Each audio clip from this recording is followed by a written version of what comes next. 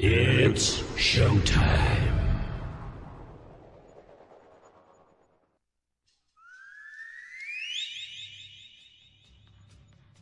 Okay, Tokyo, South America, Australia, France, Germany, UK, Africa. Here we go. Head on with Bob Kincaid. 3 hours of conversation, cussing, and a discussin' with America's only born and bred Southern liberal talk host. Head on with Bob Kincaid is brought to you each night by Coal River Mountain Watch. Coal River Mountain Watch invites you to become part of the solution, part of a sustainable future, part of the uprising against mountaintop removal. Coal River Mountain Watch, crmw.net. And now, from high in the hills of beautiful West Bicod, Virginia, here's Bob Kincaid on the Head On Radio Network. Well, howdy.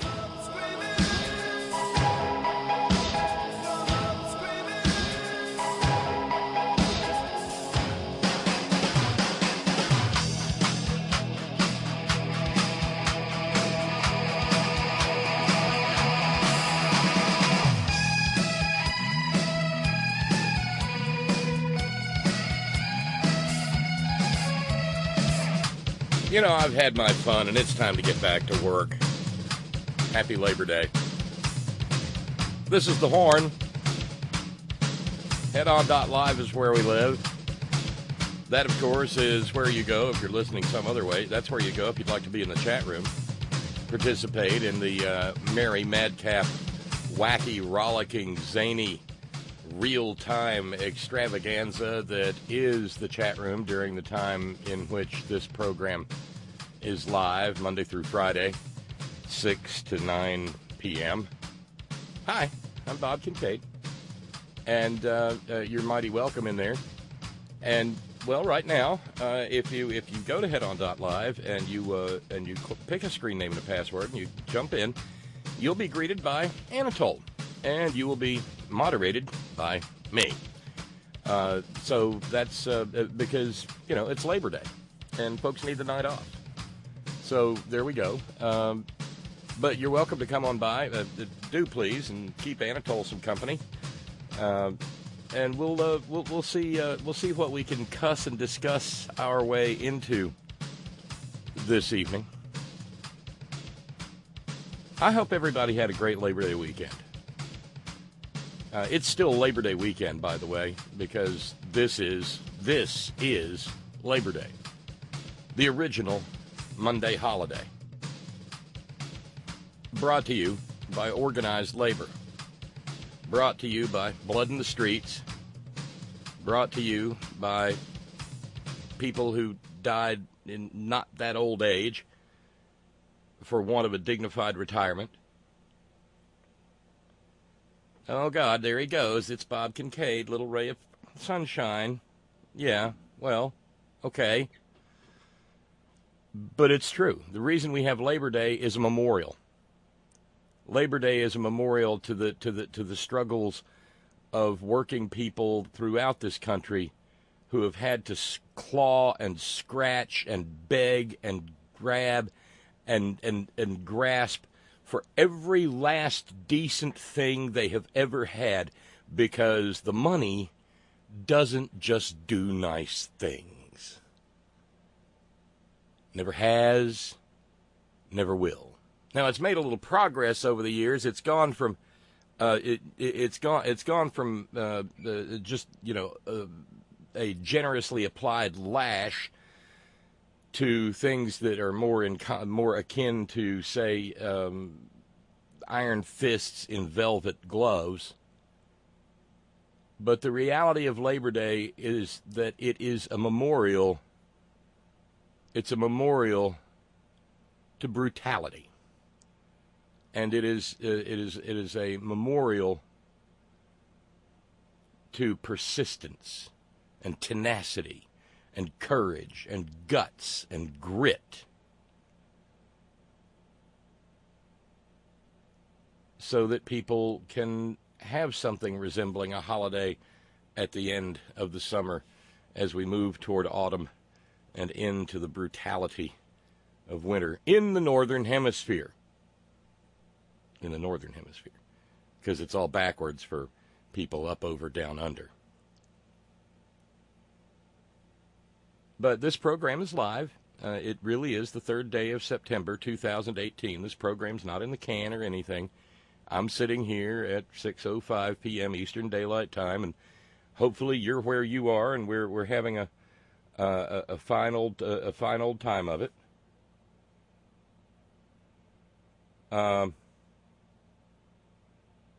Hey, how cool! Breaking news from Sister Carol Baker.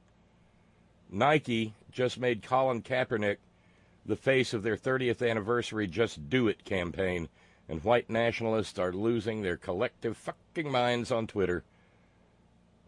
As Carol notes, good thing I'm there for them.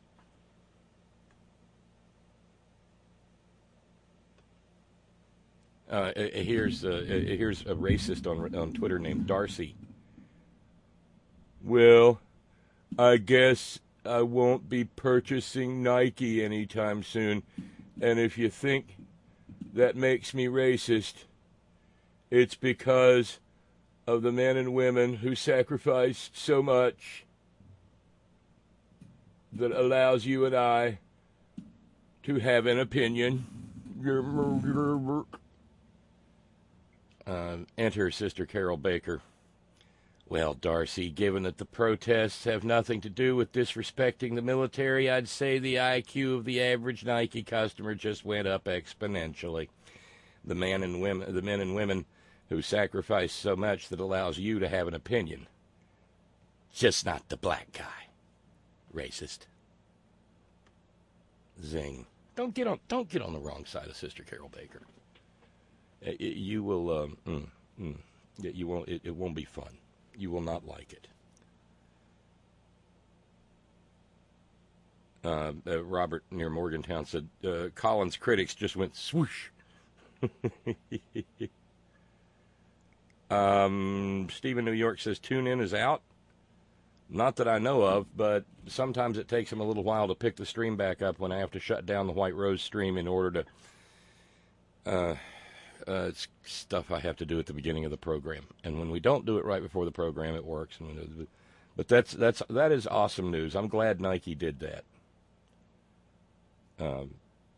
I still hate what they do to college football uniforms, but I like that, and that's one's a matter of taste, the other is a matter of conscience.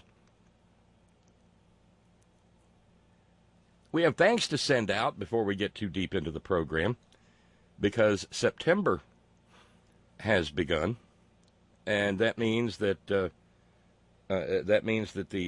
hardworking subscribers to the Horn are back on the job. Thanks going out to our buddy Steven in San Jose. Thanks very kindly to Renee in D.C.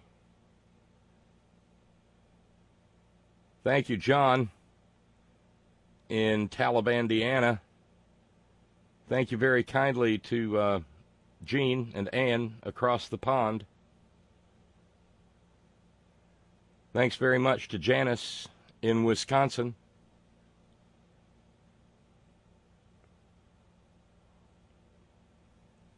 And thank you very kindly to our buddy Steve in New York. This is my Go Bucks end of the month, beginning of the month contribution. Well, it didn't seem like the Buckeyes had much problem yesterday, even though they didn't have Urban on the sideline. So I think it's how's Ohio State not the team to beat in the Big Ten? I mean, it's seemed pretty obvious to me, especially when you compare that with the sorry, Michigan fans, the anemia that Old Blue seems to be suffering from. Apparently Jim Harbaugh hadn't found himself a quarterback. That was just, Notre Dame just pasted them. They tried to make it respectable toward the end, but thanks for playing. Here's your lovely parting gift. Oh, yeah, the college football season began. And, it began. I don't remember having that good an opening day of college football season in a very long time, if ever. But back to the thank yous.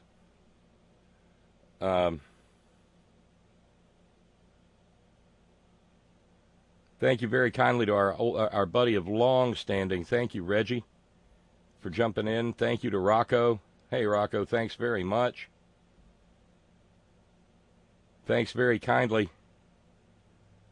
to our buddy Paul in Arizona. Thank you, Paul.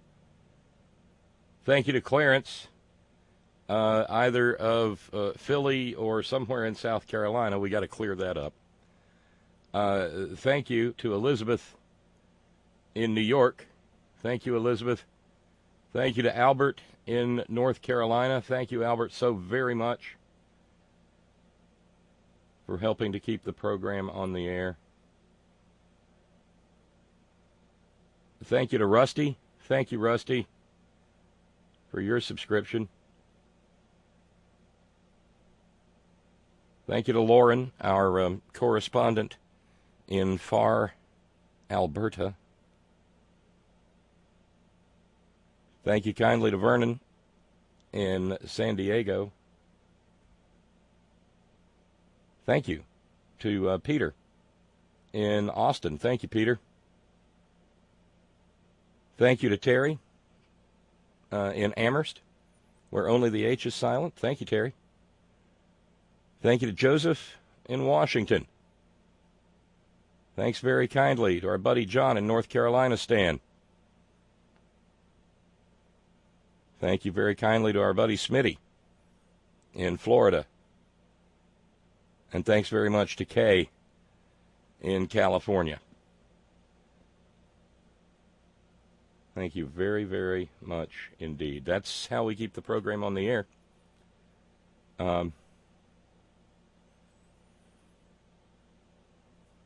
Now, let's see. That brings us to, this is the first program of the month of September. And with the first program of the month of September comes Shirley's Memorial Challenge. You may recall that we had Shirley's Challenge for several years that was sponsored by our buddy Bruce. Bruce, who should be remembered on this Labor Day because he was a powerful force of nature within the labor movement. Strong, proud, bold, progressive leader as a member of the railroad workers. Bruce initiated Shirley's Challenge at the beginning of the month just to make sure that the horn could get off on the right foot. And so on the first program of every month, if not the first day of the month, a challenge goes out. Bruce passed away over a year ago. And my life is the poorer for it. I loved he never called the program, and he mostly listened in delay. But we had some Jim Dandy phone conversations. And when Bruce passed away, our buddy Laborman and our buddy Ralphs and one other individual who shall remain nameless, wishes to remain nameless, said, we're not going to let Shirley's Challenge go away. We're going to make it a living memorial to Bruce. And so it is. Shirley's Memorial Challenge. At the beginning of the month, a $200 challenge goes on the table. If we meet it, the money doubles. If we don't, it doesn't happen. So it's on the table. Courtesy of Laborman and Ralphs and an anonymous contributor. Shirley's Challenge is out there and waiting, and I can tell you that we've already got a start on it. Thank you to the sponsors of Shirley's Challenge in Bruce's memory, and thank you very kindly to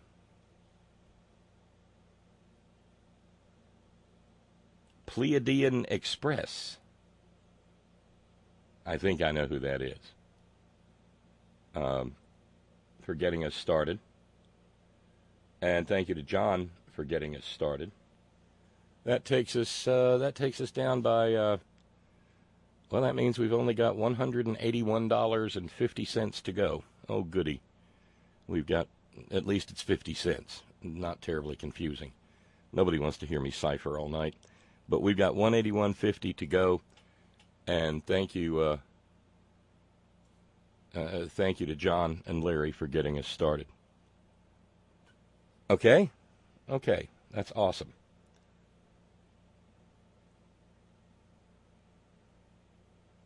And I'll, okay, I'm sorry, $161.50. Thank you very kindly to Hung Like Jesus.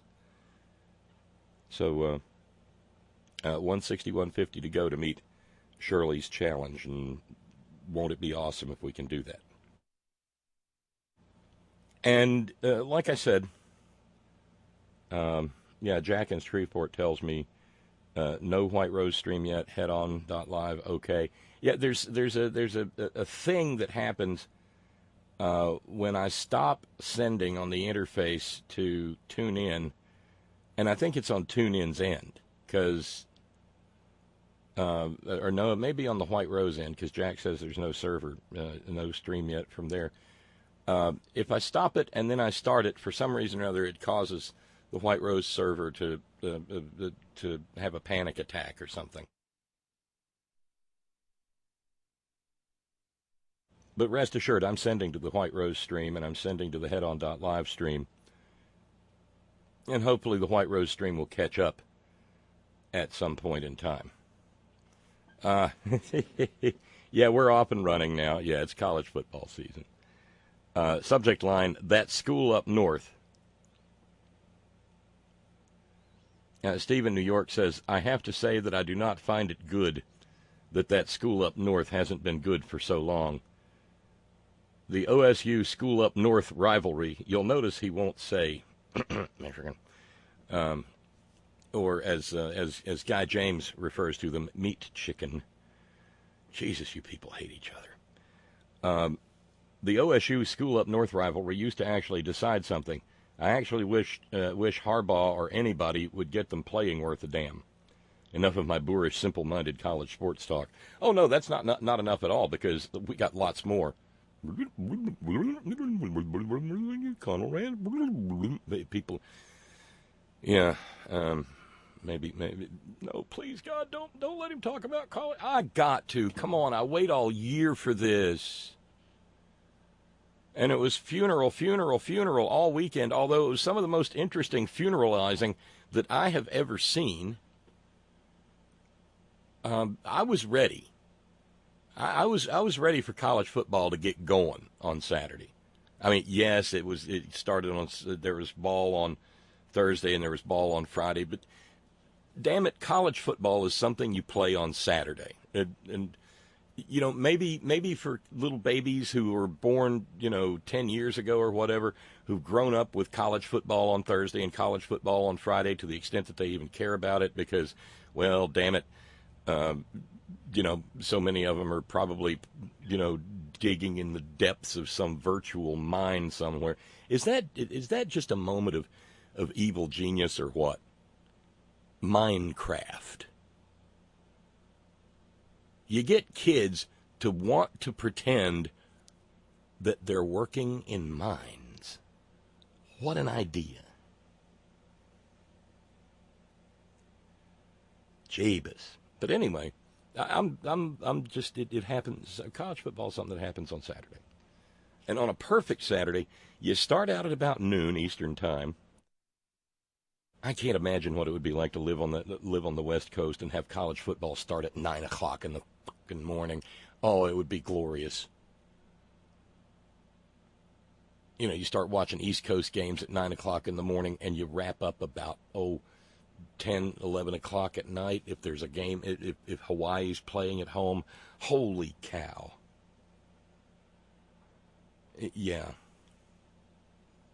So anyway, the main, I had three primary foci on Saturday, and that was first and foremost my beloved Mountaineers playing on the road down in Charlotte, North Carolina against Tennessee.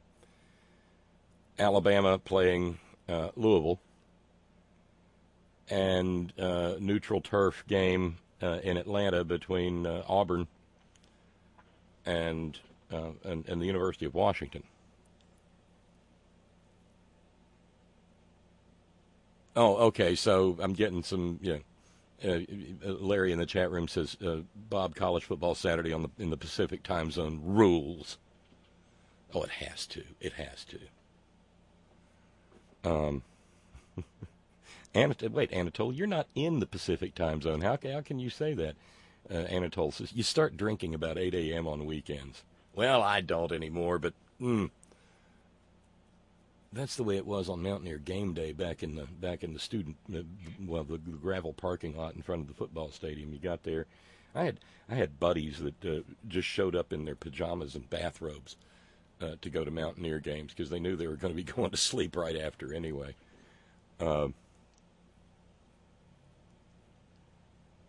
But the Mountaineer, look, anytime the Mountaineers play anybody, I'm inclined to just watch the game through the crack between two fingers and a blanket over my head. That's the way it's been for a while. But with the single exception of apparently not having anything in the way of a secondary whatsoever, defensive secondary, Mountaineers look good. They look pretty darn good. Because they went down and they slapped Tennessee around like Tennessee was an FSC school or an FCS school, football championship series. Which, by the way, the university, the other game that I paid attention to, the university down in my old hometown, has decided to play Division I football. They were a powerhouse in Division II for years and years and years. Tuna, the University of North Alabama. Tuna. Yeah, they're the Lions. I don't know why. If they should be, Tuna. Charlie Tuna on the helmet. But anyway, no, they're the Lions and purple and gold and all of that. And I grew up going to their games. And they played their first Division I FCS game Saturday against Southern Utah, and we're holding their own pretty well. I gave up. I gave up toward the end of the third quarter. I couldn't take the nasally play-by-play from the commentators. I have not since seen a score. But it was just fun to be so thoroughly immersed. And then, got a little extra bonus last night. I thought there was going to be a slugfest between the U down at Miami and LSU. And LSU just curb stomped them, just gut stomped them, embarrassed them. Took the right half of that U off and just left it a big L with Miami. I mean, Jesus, it was 27-3 at the half. Then LSU in the second half, it put in the 18th string, and it wound up 33-17. But either LSU is better than we thought, or Miami's just awful. Or maybe it's a combination of both. Mississippi State looked good. Auburn looked good. It was a close game with Washington. Alabama's a machine. And my Mountaineers, who play Youngstown State next week here in Morgantown, looked pretty potent. And Will Greer had a 5 TD pass day and burnished what have been called Heisman hopes, although, no, please.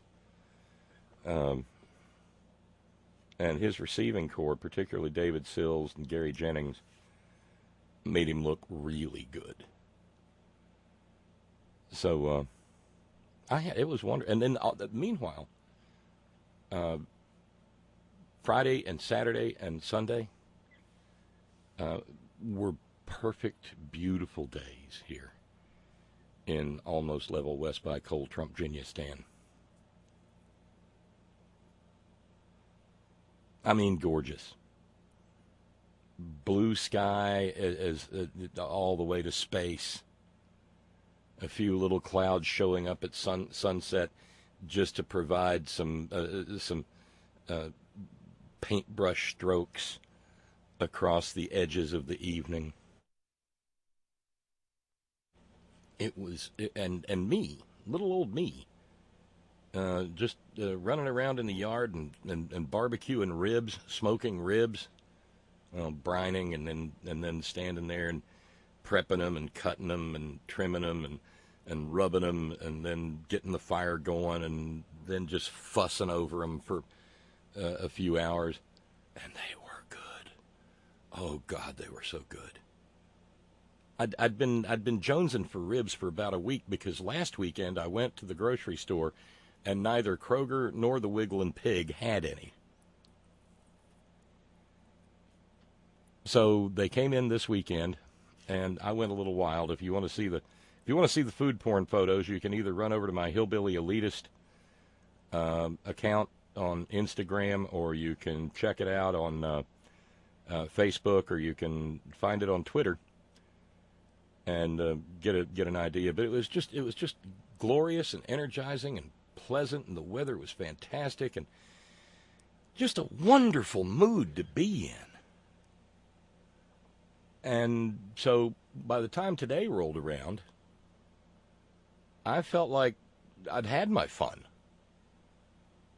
I mean, I wasn't, it wasn't the kind of fun. I guess it wasn't young guy fun, because it was all pretty banal, I suppose.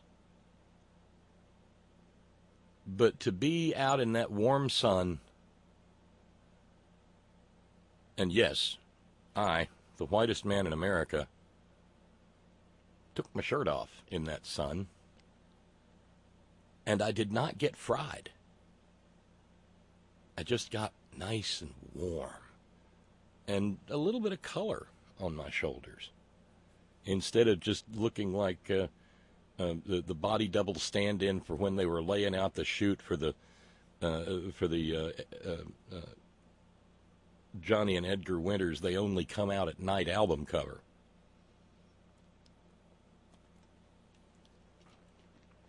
I may not be the whitest man in America right now, but it was delightful. And I told you I had 1 quart of Dreamland sauce.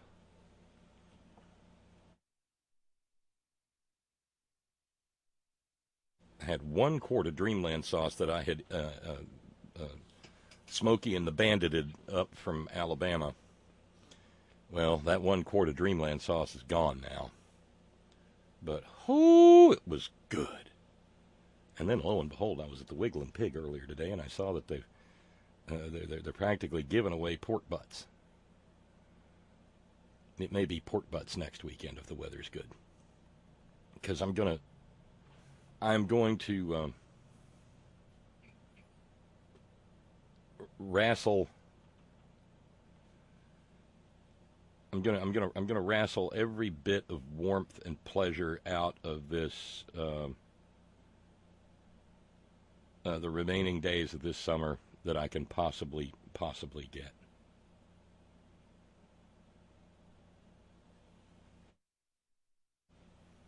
Yeah. Okay. So Robert is on. Robert understands what I was saying about the offenses that are Nike's design choices for the University of Oregon, among others. I saw clips of the Oregon game this weekend, and my God, the Ducks looked like a bunch of highlighters running around on the field. It was just sad. But yeah, Robert understands. Thank you, Robert. That sent me a picture of those uniforms. Oh my God. You got to wonder if that's just a little bit off-putting to, say, a blue chip recruit who's pondering different schools, and Oregon comes knocking. Wait a minute. I'm gonna have to wear high visibility yellow Yeah.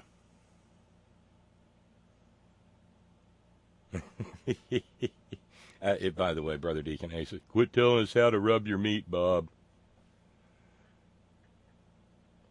Let's see, 6:30 p.m. Eastern Daylight Time, and the program just corkscrewed into the gutter.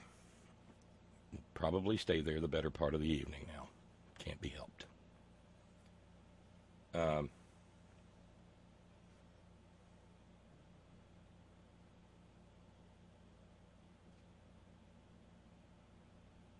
Wow. Hung like Jesus with a question. You know they found 87 elephant carcasses in Botswana?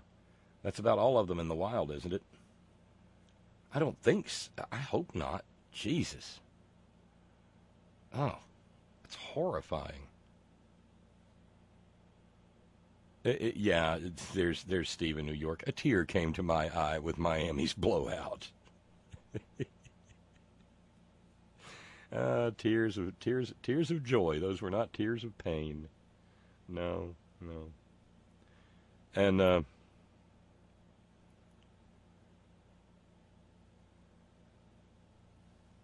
meanwhile, thank you to Steve and Ms. Karen and little Twiggy and little Cletus.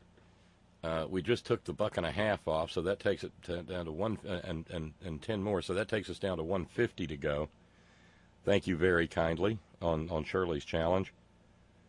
Rusty says, thanks for being on tonight, Bob, and proceeded to take us down to the halfway point of Shirley's challenge. So we got $100 to go on Shirley's challenge. Thanks, Rusty. Thanks a whole bunch indeed. Oh God, I guess I'm just gooning all over Larry in the chat room. Larry, quit picking on my canes and ducks, LOL. Well, I mean, it's not the ducks didn't. It's with the ducks, it's just a uniform thing, but I don't think uniforms are going to help what's going on.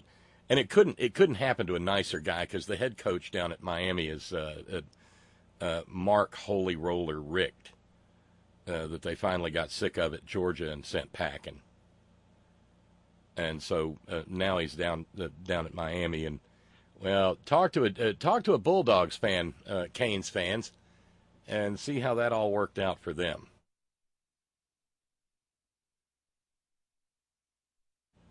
But don't you worry, he'll have the team praying for all they're worth, because that's what they'll have to do to get a win.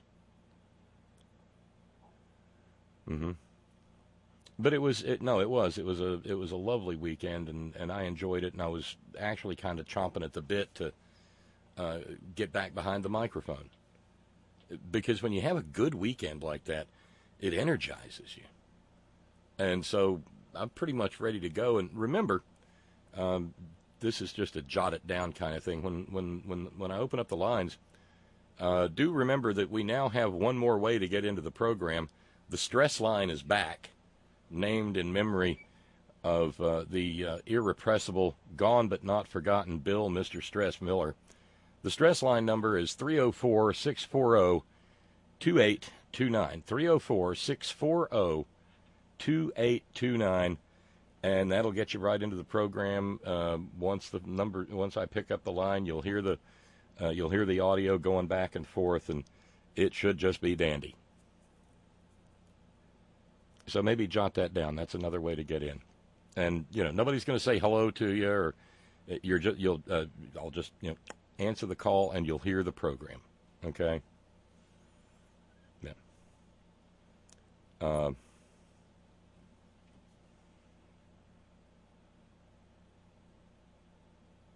Oh, and by the way, if you're a Penn State fan, you got something to worry about, because Appalachian State's a very good FCS team, and they just about went in Michigan to Penn State. And had it not been for a long field goal missed at the very end of the game, they would have.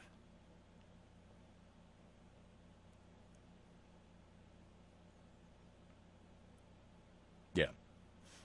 And by the way, at least now, after what happened with Oregon over the weekend, we know where the Bowling Green massacre took place, because the opponent was Bowling Green, and yeah, they thumped them.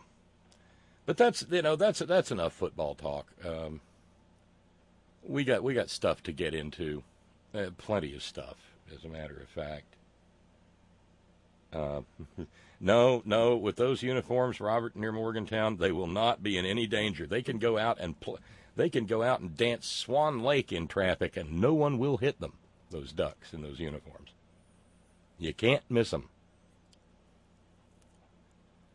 You could probably hire them during the off season for highway cones, but never mind. So that it was just it's just wonderful. I don't have weekends that good very often. And I took, by the way, I did.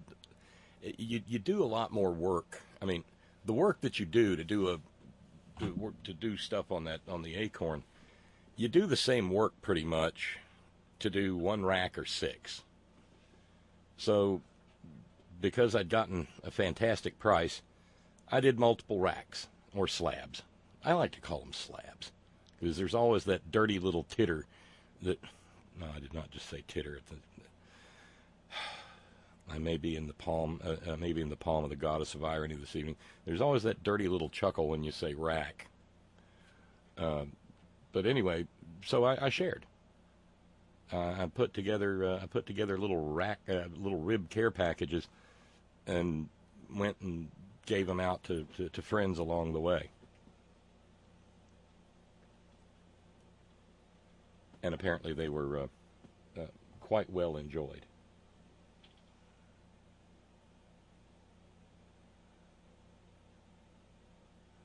Arnold, meanwhile, says, I wonder when the NFL and college teams will figure out that robots are cheaper than players. Arnold apparently is steeped in cartoon lore, as am I, because in the Jetsons' future, football is played by robots. Mm-hmm. And they have trapdoors in their bellies and stuff, and an actual Statue of Liberty torches for running the Statue of Liberty play. Yeah, right. So that's pretty much my weekend, and I'm raring to go for this week. And oh God, tomorrow begins. By the way, tomorrow begins the confirmation process for Brett Kavanaugh, who with every passing day looks a little bit more like a vile little fascist wannabe, mainly because he is, and mainly because if he hadn't been, he never could have gotten on the short list by the people who vet and approve white-wing justice candidates for the Supreme Court, namely the Heritage Foundation. I doubt there will be much tomorrow in the way of fireworks in the Senate Judiciary Committee because it's all opening statements. So on the Republican side, you can expect to hear about how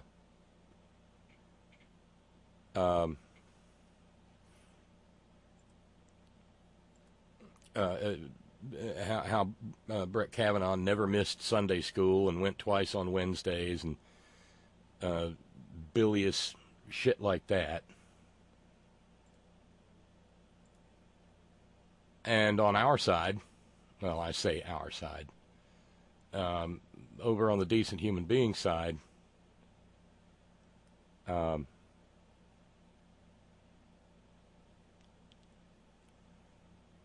you can probably expect to hear considerable pushback against the 100,000 or so pages of missing documentation that the Republicans refuse to release, and what the hell might be in them. Remember, Brett Kavanaugh was an executive assistant to the president or some such during the regime of Dim Leader, the Reign of Error, back when we engaged in the deliberate slaughter in a war of choice and killed about 1 million Iraqi civilians, all because dim leader was feeling angry at Saddam Hussein because he tried to kill my daddy. Fuck Saddam, we're taking him out. Yeah, don't think for a minute that just because I saw W hand a piece of candy to Michelle Obama during John McCain's funeral Saturday, don't think for a minute that I'm all okay with W now, because I'm not. And it was, if anything took the starch out of my Saturday, sitting there talking about how college football was, getting to watch the first weekend of college football was a panacea.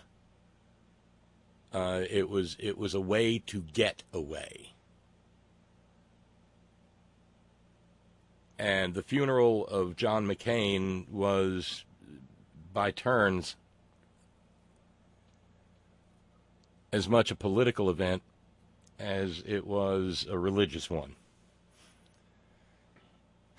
And both W and Barack Obama, and even Lieberman,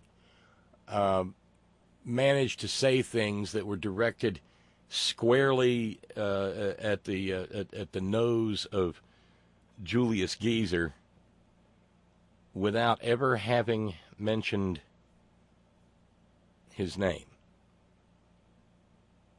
There were valuable moments there. Barack Obama called him out straight up without saying his name, referring to backhandedly to things that, like, the birther bullshit, and used words like mean and petty.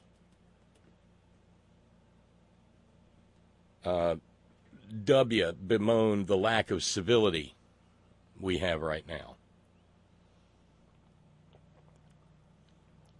as did Joe Lieberman.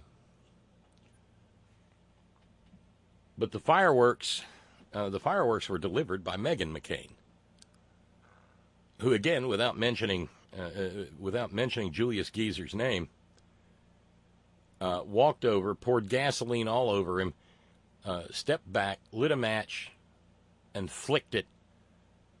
And meanwhile, the orangutan was swinging a golf club, and you got to think that he felt the heat, even wherever it was on. And I saw one picture. He was out in the bad rough. Yeah, he can't improve his lie anymore because everybody's watching him. I think his handicap's probably taken a beating. Yeah, Steve in New York says, Obama at McCain's funeral, I thought he threw some serious shade. Oh, he did. And it was unmistakable. But if you ever wanted a portrait of an obsequious, squirmy little worm, now precious Lindsey Graham apparently left the ancestral estate down there at Smoldering Chode in South Carolina, and came on up for the funeral because, after all, John was his dear friend. We haven't had such a friendship between since the friendship between James Buchanan and Rufus King of Alabama, for whom King County, Washington was originally, don't send the emails, I know, for whom King County, Washington was originally named.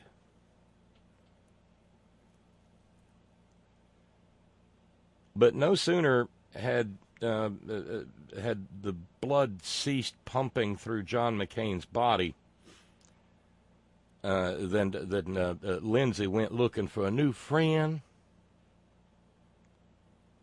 And apparently the new friend is, well, Comrade Kumquat.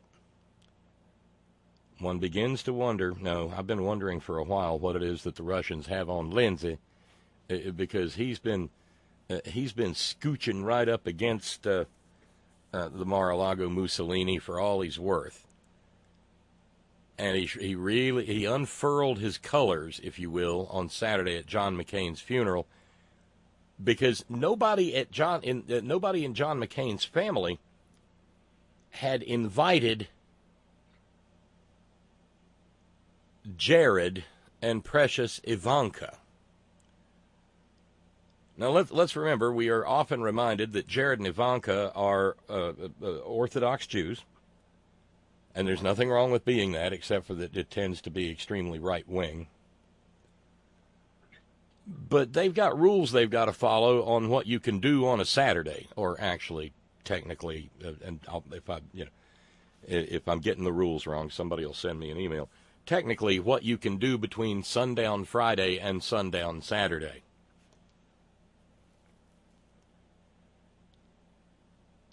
And I guess you could probably get a dispensation for going to a funeral.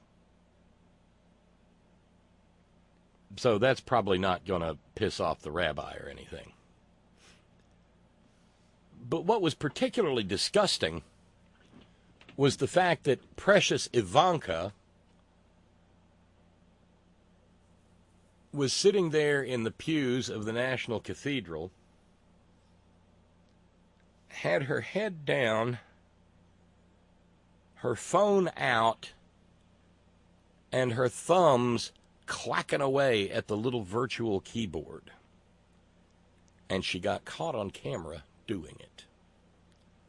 Like I said, the McCain family didn't invite her and Jared. Lindsey Graham did. Pathetic, isn't it? It's just pitiful. Lindsey out there wallowing around, trying to find somebody to serve as his protector. Now that McCain is gone, yeah, that's the word, Sister Carol Baker, Jarvanka. Yeah, we've gone from "Hold me, John" to "Hold me, mein Führer." Exactly. But I don't think on if you're Orthodox on Shabbos, if you can't roll on Shabbos, you damn sure can't sit there and text reassurances to your filthy old daddy out on the golf course because he was distinctly disinvited from attending the funeral. God, what kind of loser do you have to be when people say, no, anybody can come, but not him? Reminds me of that wonderful passage from the original version of It's a Mad, Mad, Mad, Mad, Mad, Mad World, where Buddy Hackett, and I'm paraphrasing, where Buddy Hackett looks at Ethel Merman, who has just been awful through the entire film, and says something to the effect of, I try to get along with everybody. I try to be nice to everybody. It's a hard enough life as it is, so I wish well to most everybody. But not you, lady. I hope you drop dead. You reminded me of that, because he's sui generis that way. Sui! Yeah.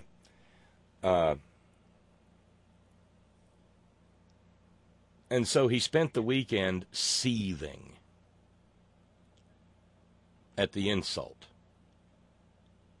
But everybody who knew what in the hell was going on knew why you wouldn't want Marcus Aurelius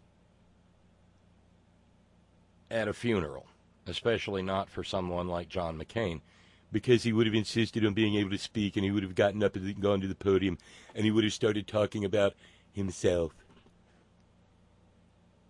And it would have been all about him. And there's actually historical precedent for it. When his filthy old Klansman daddy Fred died, there were people who spoke from all over the, in the real estate community, and dignitaries and whatever from New York. And at the end, his siblings spoke, did a nice job, whatever. And at his own father's funeral, Geezer Disgustus stood up and started talking about himself and how his father had always thought so highly of him. As horrible as Roy Cohn was, and he was horrible, provisions were made when Roy Cohn shuffled off and headed for hell to make sure Donald Trump did not speak. Because even though Roy Cohn had taught the Chlamydia Claudius how to walk and talk and act just like a blooming lady, he had distanced himself from Roy Cohn once the announcement was made that Roy Cohn was dying of AIDS. One of the goddess of irony's better uses of her mickle powers, by the way.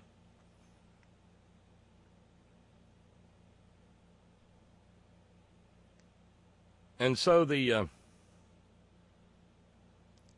Saffron Socrates had to content himself with had to content himself with a nice round of golf while everybody else was paying their respects to John McCain. By the way, Brother Deacon Asa notes, through the good offices of the Horn informants, I happen to have a copy of what Ivanka was texting during McCain's funeral. No, Dad, like, ew. Besides, I'm pretending to be banging Jared anyway. Anybody check those kids of hers and Jared's and just to see if any of them look a little bit like Donald? She's my daughter. She's my sister. She's my daughter and my sister. Yep. Forget about it, Jake. It's Chinatown. It's Fifth Avenue, Manhattan, Midtown, and they're Burro Billies.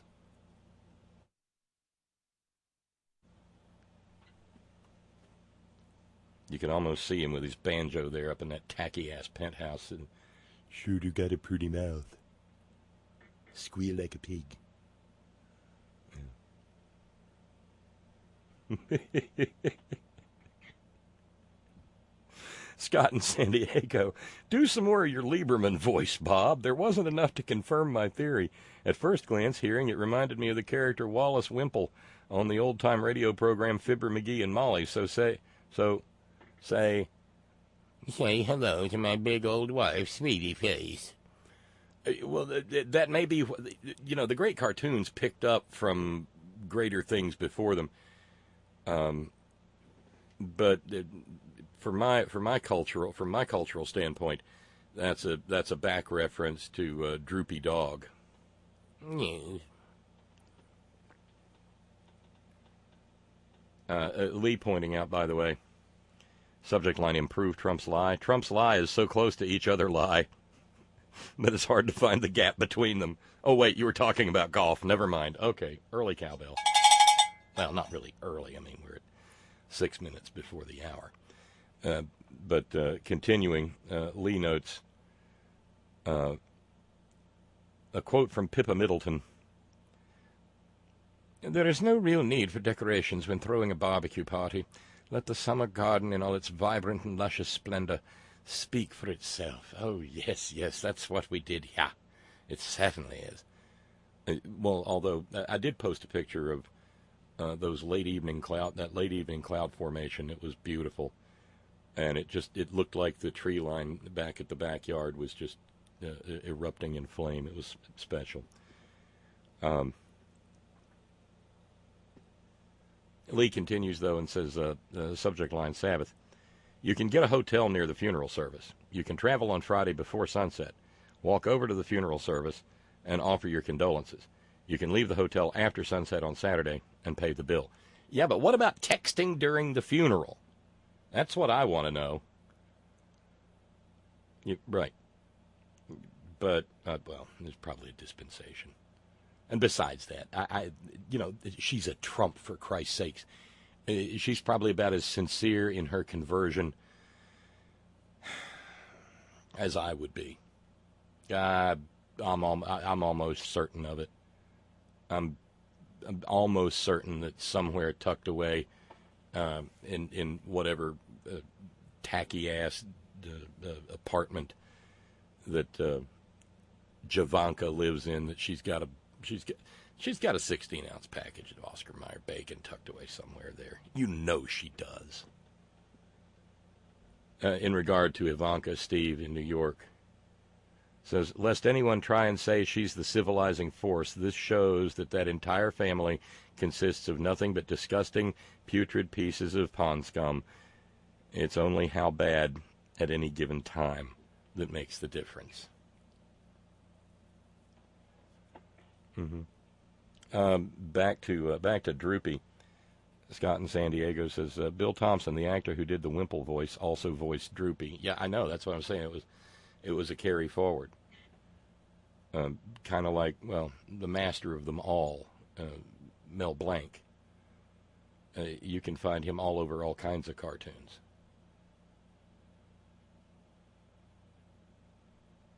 Yes, I know.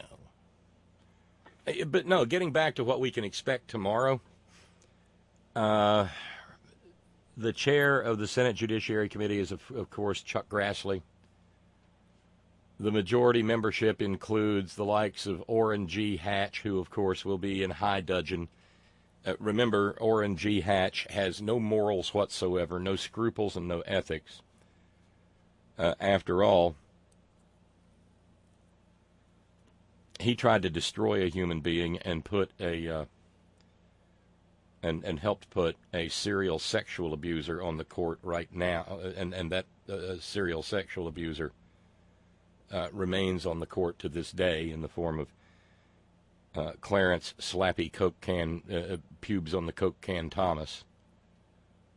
So don't expect him to do anything but try to get his head so far up Brett Kavanaugh's rectum that you can see Orrin's smiling face if Kavanaugh goes to sneeze.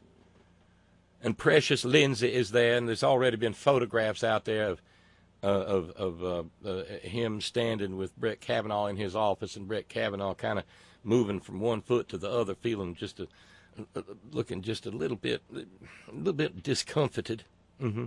Senator John Cornyn, the second most powerful man in the Senate, is on the Judiciary Committee, and he will probably be wroth at anything suggesting that Brett Kavanaugh is anything but Jesus' baby brother.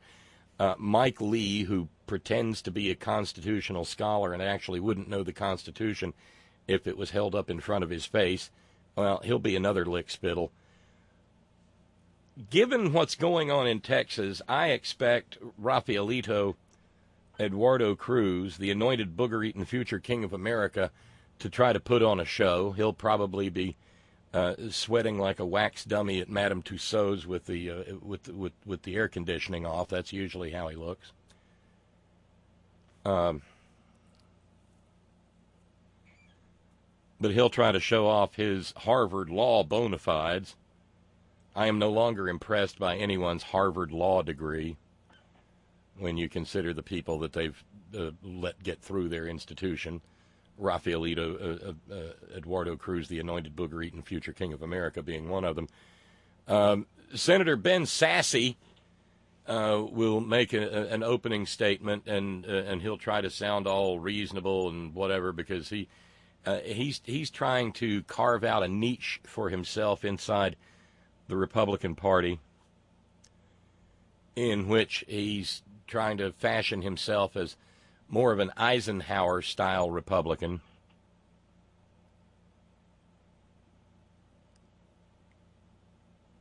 Although when it comes right down to it, he votes just like another white wing nut. Noted Parthian rubber-tipped arrow marksman Jeff Flake sits on the majority side of the Senate Judiciary Committee.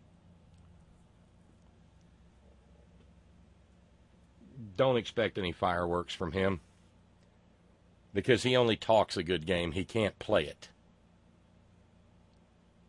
All he would have had to have done is say, no, I'm not going to vote for this fucker. And all of this would be history. That's all it would take. Mike Crapo of Idaho. Yeah, nothing. Thom Tillis of North Carolina. Don't look for anything but lick-spittling out of him. And then there's Senator John Kennedy of Louisianistan, who will try to point up the vast talents of Brett Kavanaugh. And not one of these little pricks, because you'll notice it's all men over on the majority side, will even vaguely reference the, for instance, baseball ticket thing where $200,000 or more immediately just sort of appeared out of nowhere to make it possible for Brett Kavanaugh to pay off his baseball ticket to Jones there with the Washington Nationals. Nor will any of these people be talking about the degree to which Brett Kavanaugh, who's such a goddamn highfalutin jurist, participated in a program that normalized torture during the reign of error under George W. Bush. Now, they've all said their kind words, and they've just buried a victim of torture, but they won't stand up and reject a man who probably was ears deep in the torture regime of dim leader.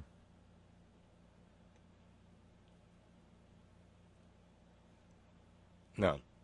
Over on the minority side, that side is led by Dianne Feinstein, who, of course, is way insufficiently ideologically pure. But when it comes to this, will do the right thing and vote against Brett Kavanaugh. Then comes Pat Leahy of Vermont and Dick Durbin of Illinois, who will also do the right thing. Sheldon Whitehouse, Amy Klobuchar, Chris Coons out of Delaware, who's trying to play the role of moderate, but will probably do the right thing. Richard Blumenthal out of Connecticut. Mazie Hirono may bring some fireworks. I expect, because of his presidential hopefulness, Cory Booker will probably bring his A game. And because she's apparently got some Pennsylvania Avenue thoughts of her own, Kamala Harris will do the same.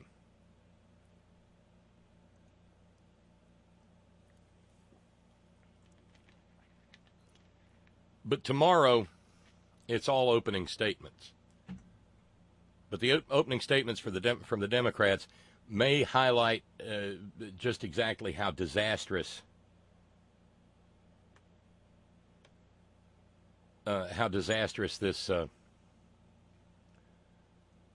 this man will be for the future of this country. Yeah. And then the questioning starts on Wednesday, and I guess this will carry through. There's going to be 4 days of it, because Mitch McConnell has no interest whatsoever in checking the abuse of power as committed by a man who is directly implicated in at least 2 and probably more felonies. The focus seems to be on Susan Collins and Lisa Murkowski. The only hope we may have is that the ghostly voice of John McCain will enter their heads, and maybe they'll do what he did with the health care vote and do something patriotic for America. That's one of the problems with this hearing process. It's stylized performance art. Because all the minds are made up already, with the exception of a very few people. Susan Collins has already intimated that she'll probably vote for Kavanaugh because he said that he considers Roe v. Wade to be settled law, but that's a lie because the Roberts Court has had no problem gutting settled law whatsoever.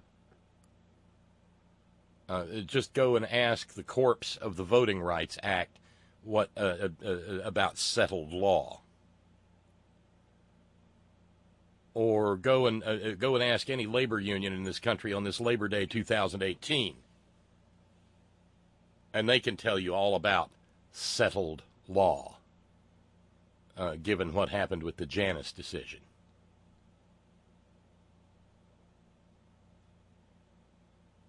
It's going to be an interesting week. There will probably be some decent sound clips to go after along the way.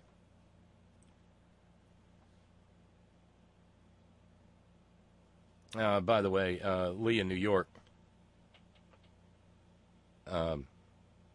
texting, regarding a smartphone at a funeral, everyone should turn the phone off. Do not set it to vibrate. Do not take pictures. Do not record the audio. Do not let it ring aloud. Do not play any apps. Do not share images on the phone. Do not ask for the Wi-Fi password. Either you're there for the service or you're not. Your religious belief is irrelevant. You're there for the people mourning, or you are not. Well, Ivanka was not. Ivanka was there as a worm in an apple. She was there so that she could pat the tiny hand of her filthy, diseased, mentally deranged daddy,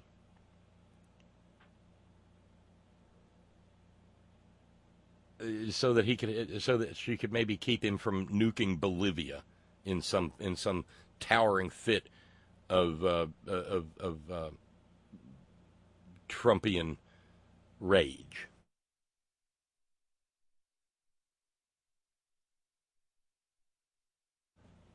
Yeah. By the way, coming courtesy of Sister Carol Baker, because there's some funnies along the way, too.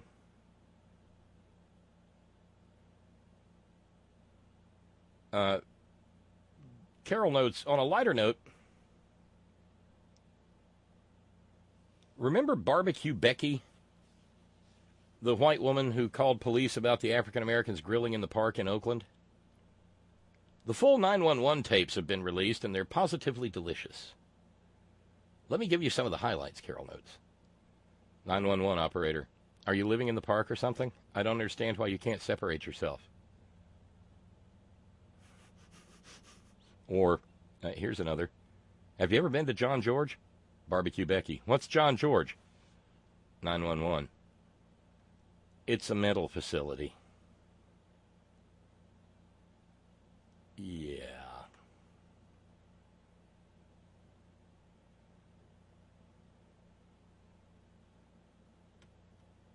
Let's check in on some of the live audio just because. It goes on for a little bit, but let's see if we can. We'll just start it and see if we can catch any dandies along the way. Yeah, I'd like to report that someone is illegally using a charcoal grill in a non-designated area in Lake Merritt Park, kind of near Cleveland Cascade. I'd like it dealt with immediately so that coals don't burn more children and our city has to pay more taxes. Okay, and where is this again? It's on Lakeshore Avenue in Lake Merritt, near Cleveland Cascade, across the street from 2324 Lakeshore Avenue. All right, and the person that's using the grill, I need a description of them. What race are they? African American. And how old approximately? I'd say about 40. Okay. Or late 30s. What color clothing is he wearing? He is wearing dark black pants that are ripped and a black sweatshirt with an orange logo on it. I have a picture of it. All right. And how tall is he approximately? He's sitting down, so I'm not sure. And is he thin, medium, or heavy build? Heavier build. More muscular build. All right. And do you want officers to come in contact with you when they get there? Yes. Okay, and what is your name? Jennifer Schulte. And what's a good phone number for you? Okay, we'll give you a call when we get there. Okay, thanks. Thanks. Bye. Oakland Police. This is 2 hours later now. Hi. I called about 2 hours ago about someone illegally drilling with a charcoal drill in Lake Merrimack. Now people are being assertive and starting to push me and shove me. I was wondering when the police are going to come and help me. What's the address there? I am right across from Cleveland Cascade. I called 2 hours ago at about 11:02 this morning. And there has been no police that called me back, and now they're shoving me. And What is the address there? Where you're Lakeshore in Cleveland Cascade, also 2324 Lakeshore. 2323 Lakeshore? 2324 Lakeshore. It's in the park. Lake Merritt. I made a report at about 11:02 this morning. They said they would send a police officer. Who's yelling in the background? I don't understand. I know. I don't understand. That's why Why is the person yelling? I don't know. Panic over a barbecue. I don't understand. Are you in the park yourself? Yes, I am. I acted like this a minute ago. Okay, so why are you in an argument with these people? Can you walk away from them? They're in my car. They keep following me. They keep following me because I'm following them. Nobody has to be here. What? Nobody has to be here. You're the one harassing people. You're the one harassing people. And this video we got right there, they got the video all right. Oh, no, look at this. He's so scared. I'm not, can you threatening me. Okay, so can you get away from them? Are you living in the park or something? No, I'm Okay, not. I don't understand why you can't separate They're yourself. following me. They're following me. I've been waiting for police to come for 2 hours. For 2 hours. Who is that you're with? Who is that woman in the back? I don't know who that woman is. I don't know. I hear somebody that's with you. I know she's not with me. She's harassing me. What's your name? I had please look up where the police were, the call that I made at 11:20 where I gave all my I have it information. here. Just tell me your name. I would like a police officer to come as soon as possible. They're coming, okay, but look, you need to listen, okay? I'm pretty scared. Hold on. You're in Lake Merritt. Yes, I am. How are they going to find you? What race are you and what are you wearing? It's a lot of people out there. They have my cell phone number. Just tell them they have your cell phone number. Just look for a lady at Lake Merritt Park today. You're going to have to tell me what race you are, how old you are, and what are you wearing. They will never find you. I was told that when they are here, they're going to call my cell phone. Why would they do that? They're coming I don't know. That's now. what the previous person told me. You're talking to that would someone happen. now. You're talking to someone right now. They're coming, but they're coming to Lake Merritt today. They're never going to just find a lady calling the police. I'm in Cleveland Cascade. I'm wearing a dark navy blue sweatshirt and jeans, and I have brown hair about shoulder length. And I have people harassing me. What race are you, and how old are you? My race doesn't matter. It does matter. I know How are we going to find you? Just any lady? They're asking for it. Telling, isn't it, that she can't say, I'm a white lady complaining about black folks barbecuing in the park? This goes on for a while longer. But that's... I've already told you they're African Americans. That's all you need to know. Jesus, these people. I don't understand why you can't get away from them. All she had to do was start walking. Now, I've never been to this park. I've never been to Oakland. But I'm willing to bet that there's probably a whole lot of park. And she could go somewhere else. But, of course, she's obsessed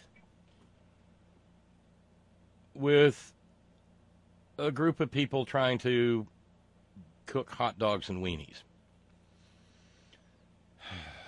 And what was that? Carol, did you catch that? What was that quip early on about I don't want to pay more taxes? Did you hear that? Yeah, how very Republican of her. Clarity letting us know my address in Oakland was 2324 East 6th Avenue, just over the hill. So you know the lay of the land, Clarity. Why couldn't she walk away? Well, because she, yeah, I'm not willing to go and sign on with this idea that she was doing it because she was mentally ill. Although I think it's perfectly reasonable for a 911 operator hearing the circumstances to maybe wonder if that was the case. Yeah, okay, there we go. Yeah, that's what it was. Thank you, Carol. She was claiming kids would step on the hot coals, something that hasn't been reported in that park for 5 years. And frankly, nobody loves barbecuing more than I. And I have yet to ever see anyone pour out hot coals on the ground and do a little faith-based fire walking or anything. And that and her, yeah, there it is. Carol's got it. That and her tax dollars would have to pay the medical bills of the child because the wrong coloreds was a grillin'.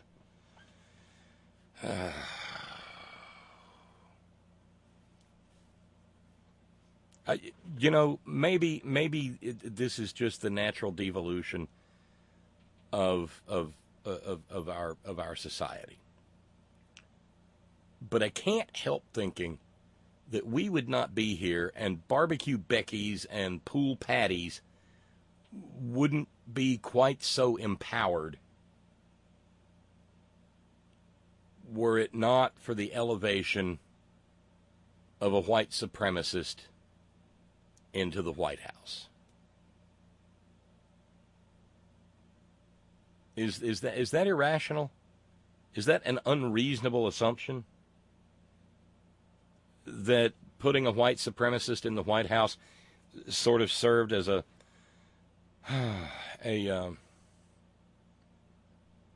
green light for people to white people to let the racist portions of their ids just run free off the leash.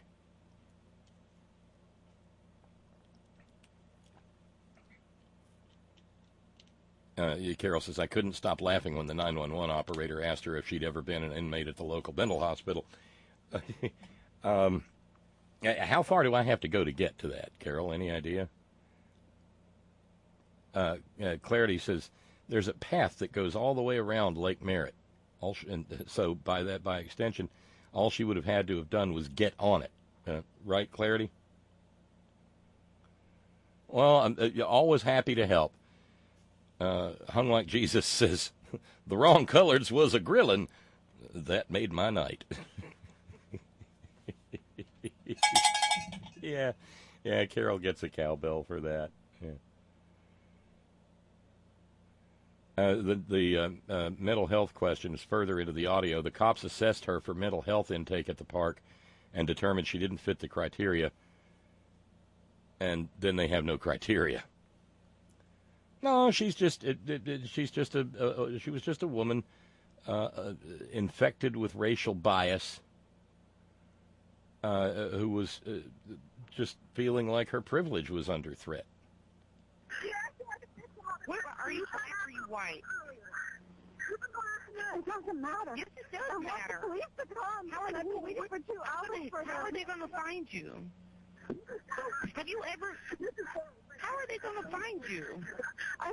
They usually call your cell phone when they are here. I'm talking to you right now. Have you ever been to John George?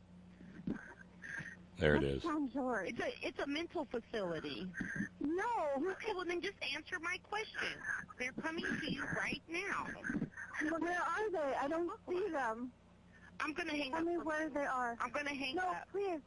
Please, I need help here. Okay, I'm trying to help you. They're looking for you right now. You won't even tell me. Where are they? I am at Cleveland Cascade. I am a white person with brown hair, a navy blue sweatshirt, and jeans. You're at I am Cleveland wearing what? Nike shoes that are white and gray with a You're yellow at Nike. Cleveland what? Cascade. How am I? Cascade. They're just look for them. When you see them, wave at them, okay? I don't see any police here. Okay, hold on. What is Cleveland Cascade? Is that a business, an apartment? A Cleveland Cascade is the front of steps across from Lake Merritt Park on Lakeshore Avenue.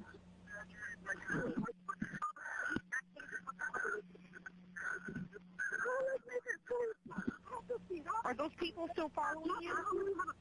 Yes, they are. Do any of them have a gun or a knife? I don't know. They have black skin. Isn't that enough? Is there any way you can get away from them? Are you? They are continuing following me.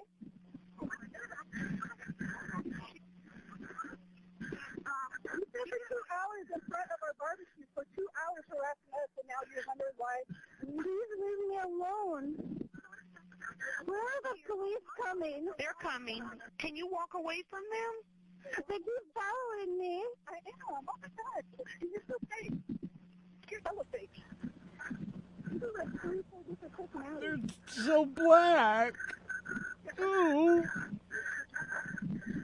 Are you just standing there? Are you just? No, I'm not. I'm walking away, and they keep following me. Okay. Can I have my card back that you stole? Can I have my card back that you stole? Can I have my card back that you stole? Can I have my card back? I'll leave you alone when you give me my property. I'll leave you alone when you give me my property. I'm just to let you know I'm heading towards Brooklyn Avenue. Voluntarily give and they're still following me. Can you voluntarily give me the card that you stole from me so I don't have to deal with it? You have a lesson to do. Jesus. What a Lulu. And of course, remember, she was, an environmental consultant for polluting organizations. No, really. Not kidding. I think, we went over that. That's what she does. Maybe she's gotten a little close too close to some of the toxic waste sites. I don't know. Honey, they're looking for you. Clarity heard that. Right.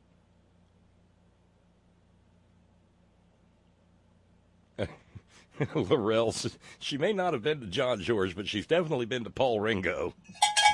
Yeah, okay, that's worth it. Yeah. So we're 23 minutes past the hour, almost to the halfway mark of the program. We have knocked down $100 worth of the of Shirley's Memorial Challenge for this Labor Day 2018. Got $100 more to go, and maybe 10 new subscribers would be really cool at $10 a piece or what have you. But if we knock that out, that would be humongous. That would be tremendous. And a great start for this September. Steve in New York says, let me get this straight. First call, a woman sees a black family grilling. She's afraid of kids not her kids, Steve, just any kids, just generically afraid of kids stepping on the coals. Question, exactly how close was she that kids might step on the coals falling on the ground? No, really. 2 hours later, they're now just chasing her? Is that what I heard? What were they chasing her? What was the noise in the background? The noise in the background were the people that she was harassing, and one of them was trying to get stuff from her that she had taken from them. She said, when you give me back my card, I will leave you alone. I don't know what this card was, but yeah. Has there been any further explanation as to what happened or is supposed to have happened? None of this makes any sense. Well, that's because racism doesn't make any sense, Steve. she saw somebody grilling using charcoal, and she decided that she was going to be a citizen enforcer, so she dropped the dime on the African American group for using charcoal. And that's how this all started. Says Steve, I seldom like to assume the worst in people, but this really does seem like she just didn't want those people sitting next to her. It's not that, I mean, she was just walking around. She wasn't hanging out. She just saw him and dropped the dime. She could have kept on walking. But instead, she apparently remonstrated with them and then dropped the dime on her, which nobody likes, especially when they're not in the wrong. She wanted them out of her park. And she damn sure didn't want any weenies or hamburgers grilled by people, the same color as the charcoal. And Steve says, the reason they started following her, I suspect she yelled some nice words at them. No, it was just in her conduct. That's how loopy white privilege can get. Lee in New York, they're following me. Her next complaint, she went out that night, looked over her shoulder, saw the moon. She tried to walk away, but she looked over her shoulder again, and there was the moon still following her. Send an astronaut. The moon won't leave me alone. I'm being followed by a moon shadow. Moon shadow, moon shadow. Get the fuck away from me!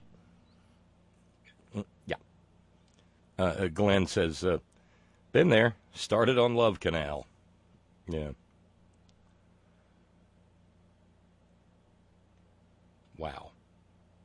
I didn't realize. So Glenn knows. Glenn knows.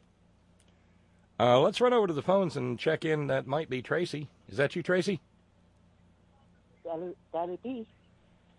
How's Tracy today? Tracy's sitting on her ass on the couch because Tracy works Saturday and Sunday. So she's like, nah, I'm not. And it's Labor Day. Yes, it's Labor Day. And, well, actually, it's Sparky's fault that I'm sitting on the couch because first I finished watching Yellowstone, and then I finished watching Jack Ryan. So it's all his fault. Oh, okay. Well, we will. I will alert Sparky that. Well, is it a matter of fault or attribution? Okay, maybe attribution. So how was Yellowstone? So no, Yellowstone was great. You know what? It's one of those things like, I think you asked the other day if Kevin Costner is a good guy or a bad guy, and I'm still trying to figure it out. But the show in itself... No spoilers. No spoilers. No spoilers. No. No spoilers. No spoilers, like I said. But it's a good show. I binge-watched the whole first season, and I really enjoyed it. And then I watched Jack Ryan, and that was good. If you have time, you can watch it. And, just sitting up, doing absolutely nothing today. I made pancakes. I did do that. And I was thinking about the jelly that you were telling me about. Yes. I'm wondering how that would taste on pancakes. Ooh, I bet that would be real good. I bet that would be really good. I think that would be really good on pancakes. That's the Smucker's fruit and honey strawberry jalapeno spread that I've been babbling on about. Next time I go to Ralph's, I'm going to look for it. Yeah, I mean, if you say you've got access to Tillamook vanilla bean ice cream, you're going to be in a happy place because that little jalapeno works well. Remember, chilies and vanilla both come from originated in Mexico, and they were enjoyed together. Well, I love jalapeno. Did I ever tell you about my watermelon jalapeno margaritas? Yeah, you did, and I'm still not over it. That sounds real nice. It's so good. And you rim the margarita glass with tahini, the chili and the salt and lime stuff that you put on. Or do you guys have that out there? Yeah. I know exactly what you're talking about. Okay, so you rim your margarita glass with the tahini. And yeah. And when I made the watermelon, I used my juicer, and oh god, it was so good. So it was fresh watermelon juice. Ooh. With the Yeah, that reminds me of the one time I got watermelon gazpacho at a restaurant on Barracks Row in D.C.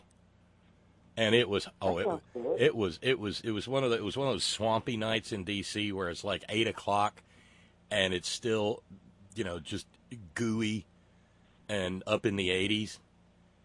And they brought me that bowl of watermelon gazpacho, and wow, I mean, it just cooled you from the inside out. Nice. Yeah. Nice. So I just signed on to, I don't know, something's weird's happening with my TuneIn. Maybe I have to delete it and reinstall it. But for the last week, I haven't been able to get TuneIn on my phone. But fortunately, TuneIn just won't boot. It just keeps saying this unexpected error or something. And that's not just. That's. I mean, I'm sorry. I have to. That's not just with this broadcast. It's TuneIn generally.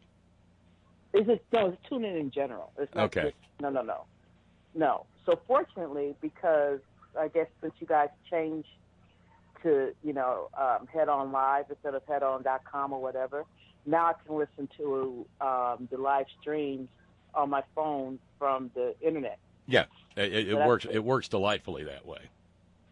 Yes, it does. Actually, it works better than the app. The one cool thing, though, when I would listen to the app, and if somebody called me or I had to make a call, it would pause the show, and then I would pick up from wherever, I would be behind a few minutes or whatever, but then I would pick up wherever I left off, so I wouldn't miss anything. So, but you can't do that with the when I listen to it directly on the internet. But whatever. Yeah, it's cool. So I was listening to the last part of Barbecue Becky. Barbecue Becky, yes. And so the problem with white women like that, and just white people in general, but can you imagine how bland women, her potato salad is? Yes, no Lawry's for her. She doesn't use Lawry's. Yeah, she's damn sure not going to use any soul seasoning. No. But this is what's the troubling thing about these people is the fact that this could be a life or death situation.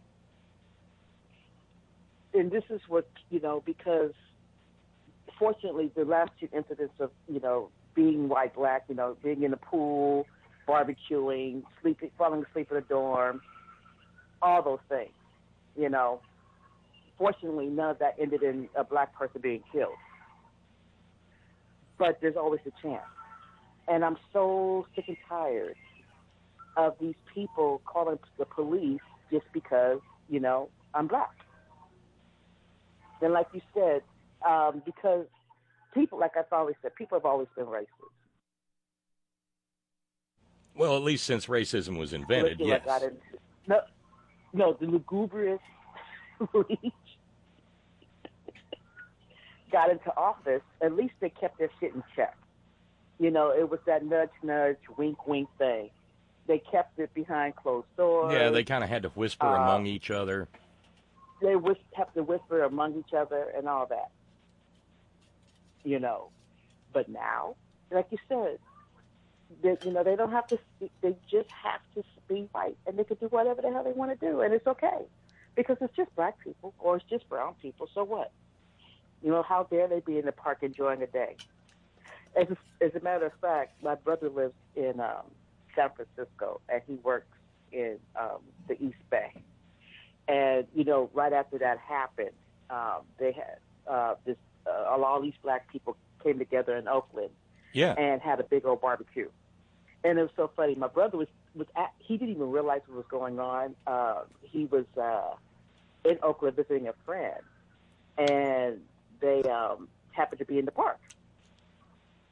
And so they're like, they see all these black people chilling and partying and barbecuing and stuff. It's like, what's going on? And then they were told what was going on. So it made it even better to stay and hang out. But it's just, it's so exhausting. being black in America. And it's hard. It's bad enough when it's white people fucking with you, but then when we have black people, perpetrating bullshit. Like I think I told you about the pastor who did the eulogy for Aretha's funeral. The one that basically blamed black people for our plight in life.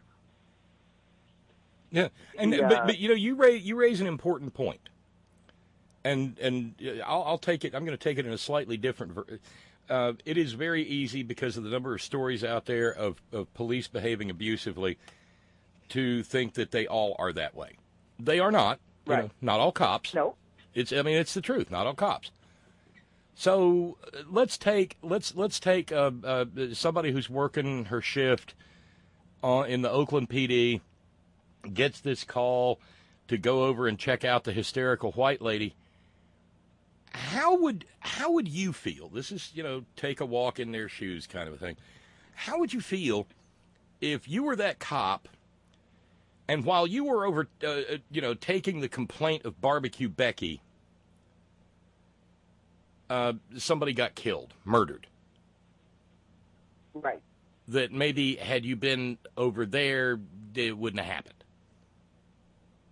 Right.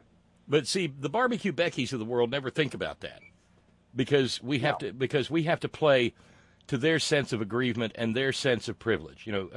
Carol Baker just said a few minutes ago, you reckon Barbecue Becky was economically anxious? And then, by the way, the people who were minding their own business in the first place, just trying to enjoy a Saturday in the park, well, they got detained by the police for an hour because of Barbecue Becky. Now, I spent before you tuned in, I spent the bulk of the day of at least a half an hour talking about how much fun I had this weekend just tending to my grill and, well, I sent you food porn pictures. You saw the ribs. Yes, I did. And just taking pleasure in not thinking about Donald Trump, not thinking about anything except how glorious the sun felt and the warmth and the light and the beautiful perfume of the hickory and cherry smoke going out the chimney and thinking about how good those ribs were going to be. I got away from it. So you take a precious Saturday and you say, you know what would be fun? Let's go to the park. And let's grill some weenies and hot dogs and sit by the lake. Hey, that's a great idea. Let's call our friends. We'll make it a thing. Maybe have a couple of beers. Yeah, right, because you want to, you just want to, whatever it is that goes down that demands your attention and your time and a hunk of life that you're never going to get back, and it happens Monday through Friday of every week. So you take a Saturday and you say, we're just going to make this about us.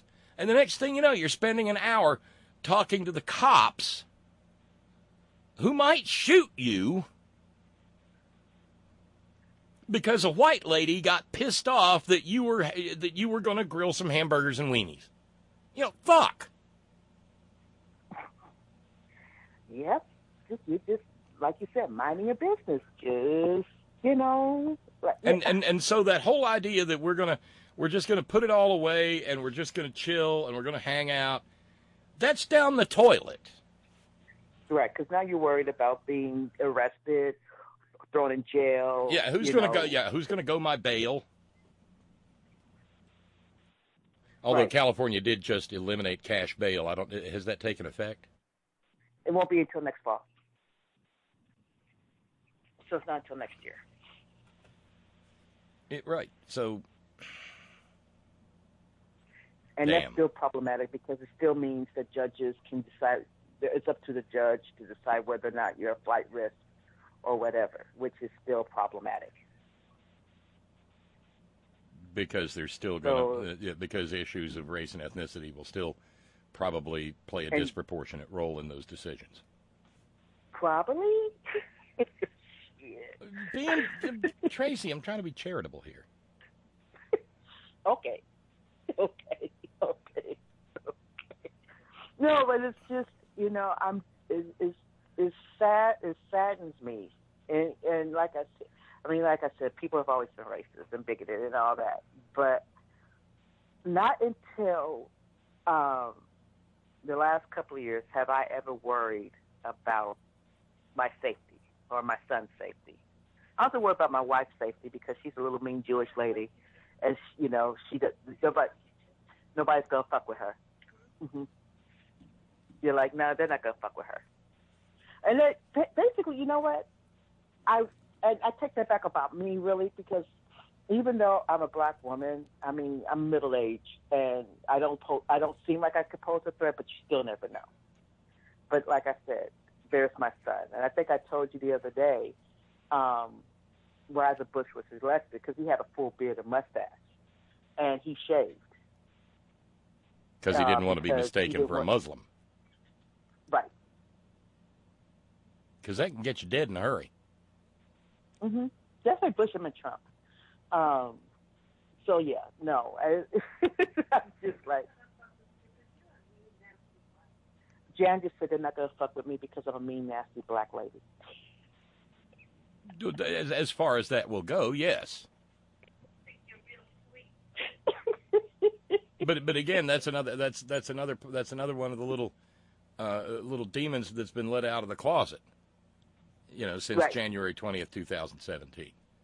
And actually, since he announced his candidacy, coming down that escalator, and yeah.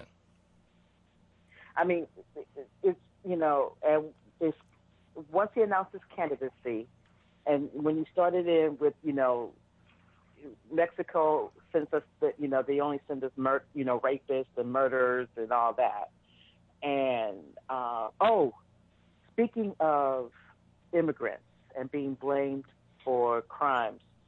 That young lady, was it in Idaho, that was killed by her family? Have you heard about her family? Yeah, her family stood up and said she would have been appalled to know that she was being used to advance a racist agenda, and don't do it. Mm-hmm. And don't do it. Good for them. Well, earlier, her dad had said that he considered them. The Latino population who was in his part of Iowa to be fully a part of the community, just like Iowans, only with better food. With better food. Yep. Yeah, that for him to be able to say something like that under those circumstances was kind of amazing. I don't know if I could have.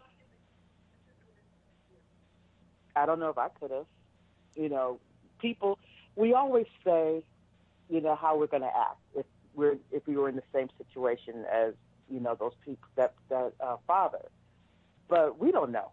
We hope that we would be our better selves, that if anything as tragic as that happened to us or whatever, that we would be our better selves and we wouldn't, resort to, like Trump having, when he was this before or after he was running, of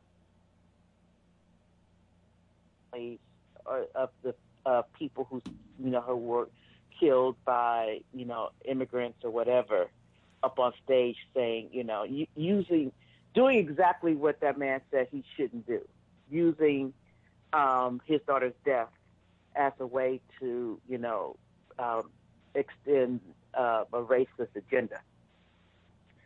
So yeah, thank God for him. I just, like I said, I don't know, but I just don't know.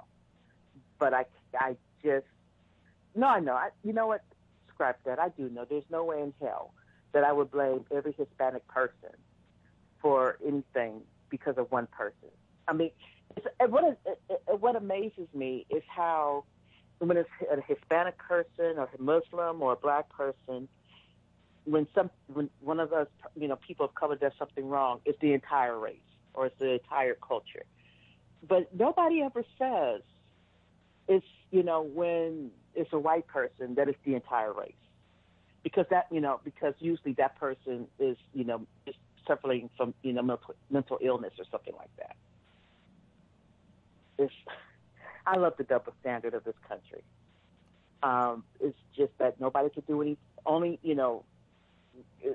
only when it's right. I was talking to some of my customers yesterday. We were talking about Aretha's funeral and about everything people said about Trump, and we were just talking about in general how the difference is when a white person commits a crime and a black person commits a crime, and we were talking about the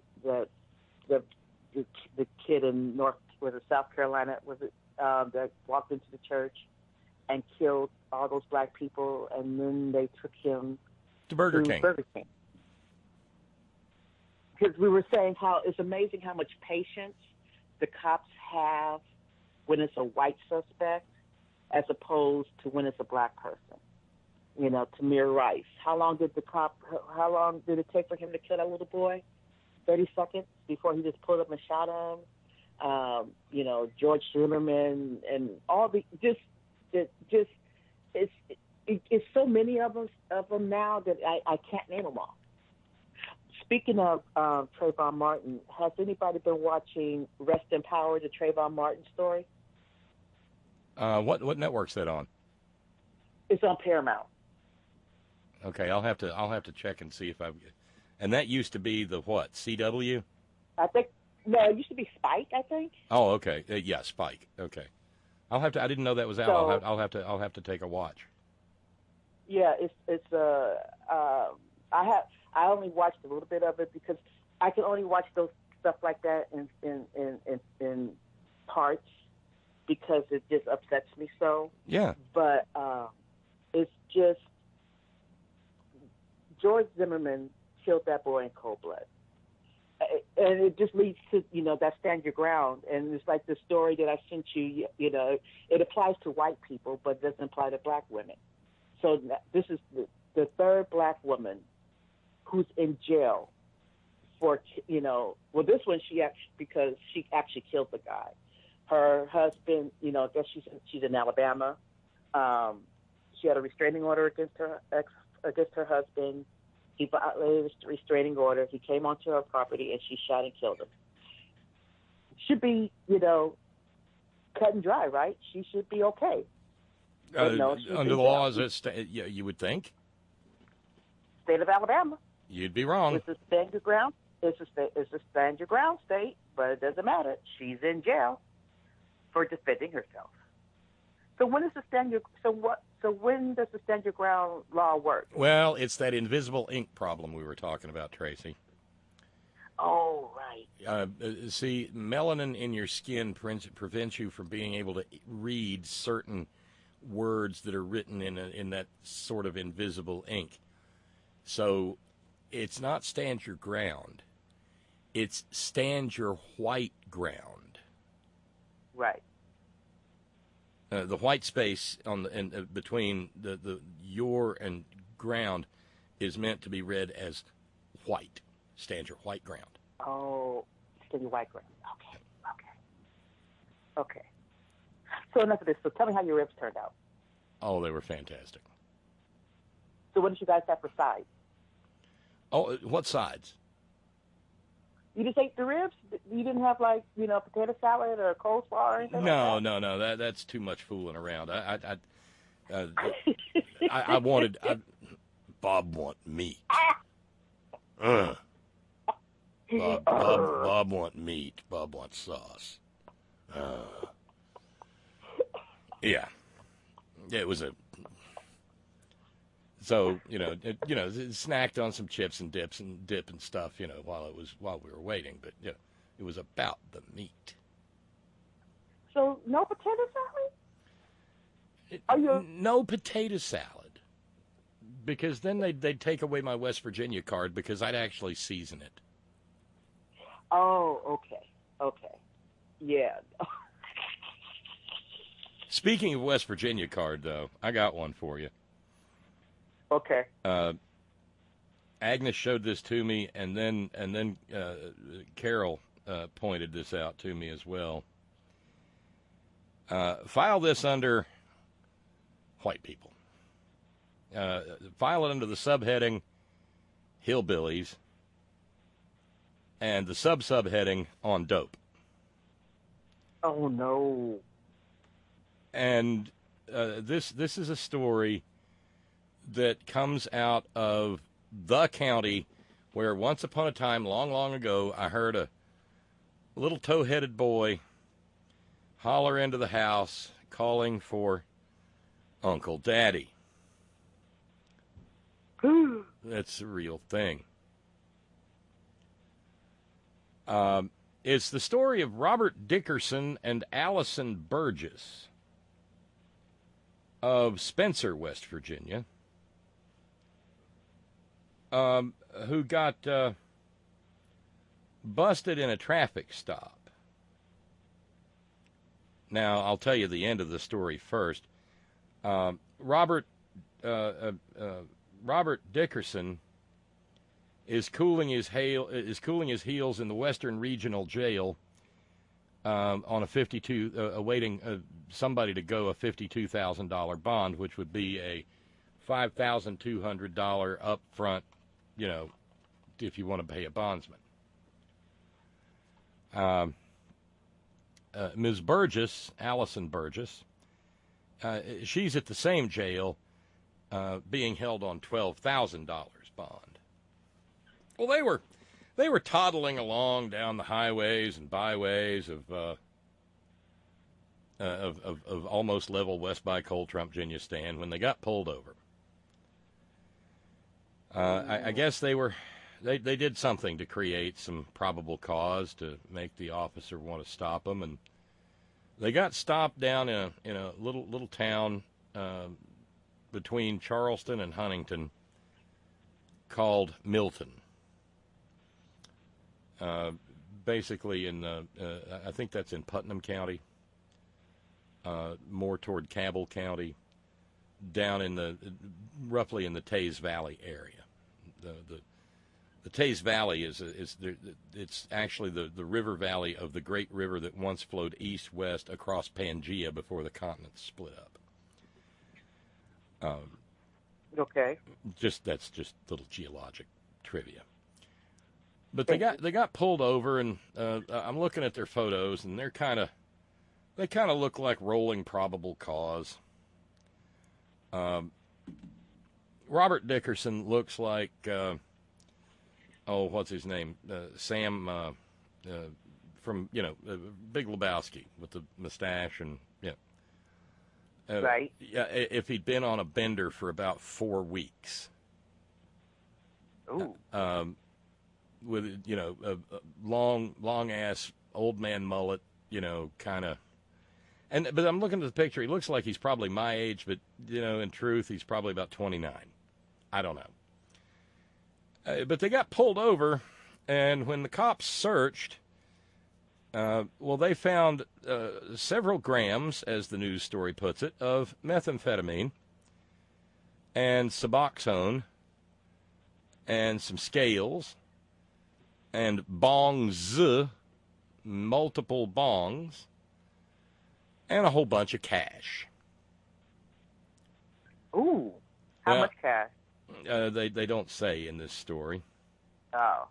But so they were arrested, and Robert Dickerson was charged with possession of a controlled substance with intent to deliver, conspiracy, speeding, and driving on a suspended license.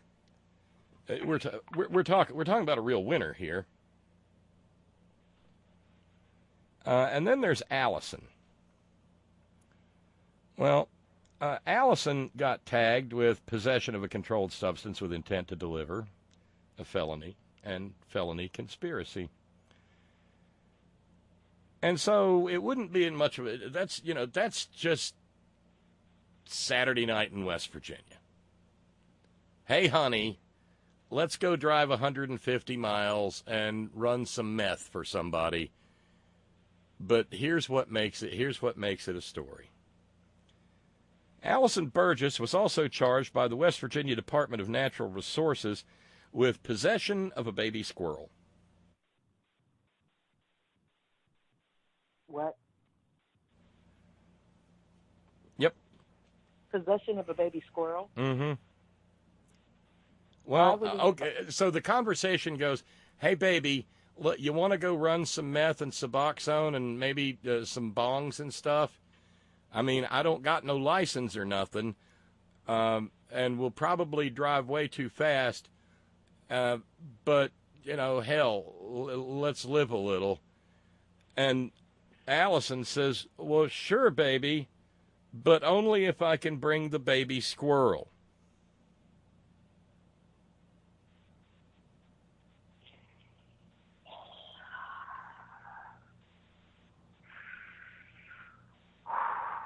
I know. Okay. Yeah, I know. Now, me, I'm figuring when you take into account the way they look, and yes, I'm judging them based upon their appearance because I'm horribly shallow that way. I'm figuring the baby squirrel was the brains of the outfit. No, the baby squirrel was the brains of the outfit. Hey, y'all sure y'all want to do this? I mean, I don't have to go. I could just stay back here and hang out in the cage and stuff. Right. You're in this too deep, baby squirrel. You're going with us. Oh man.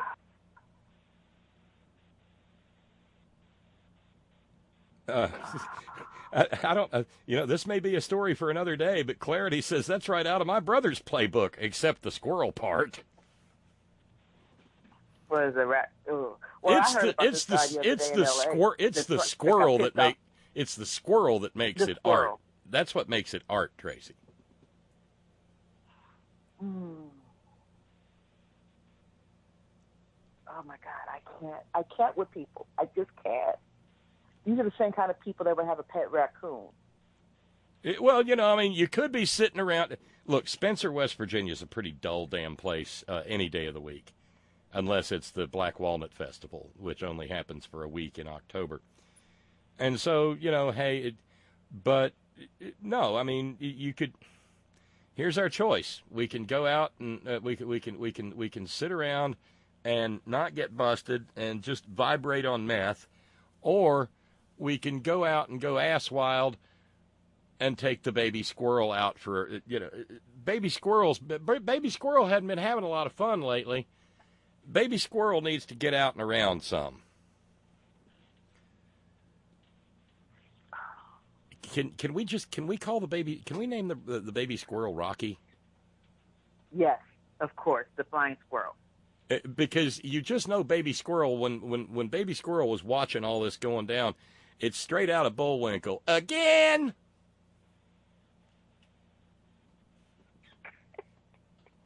Hey, Rocky, watch me pull some meth out of my hat. Again!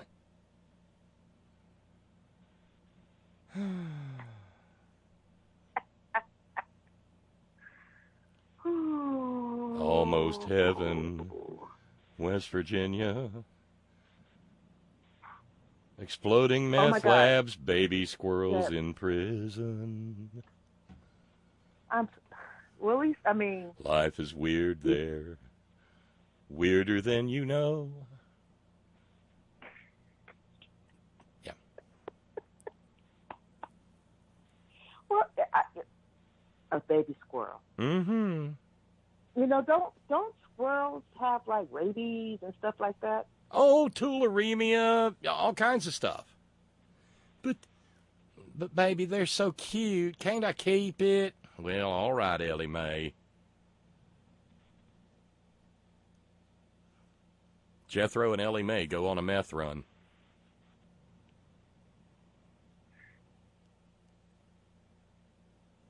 Yeah, Glenn tells me I worked with a bunch. Glenn tells me I worked with a bunch of guys from Spencer. Then Glenn, Did they ever take you to Spencer? You don't want to go to Spencer, Tracy. No, it doesn't sound like a place. Actually, it doesn't even sound like a place that I would be welcome.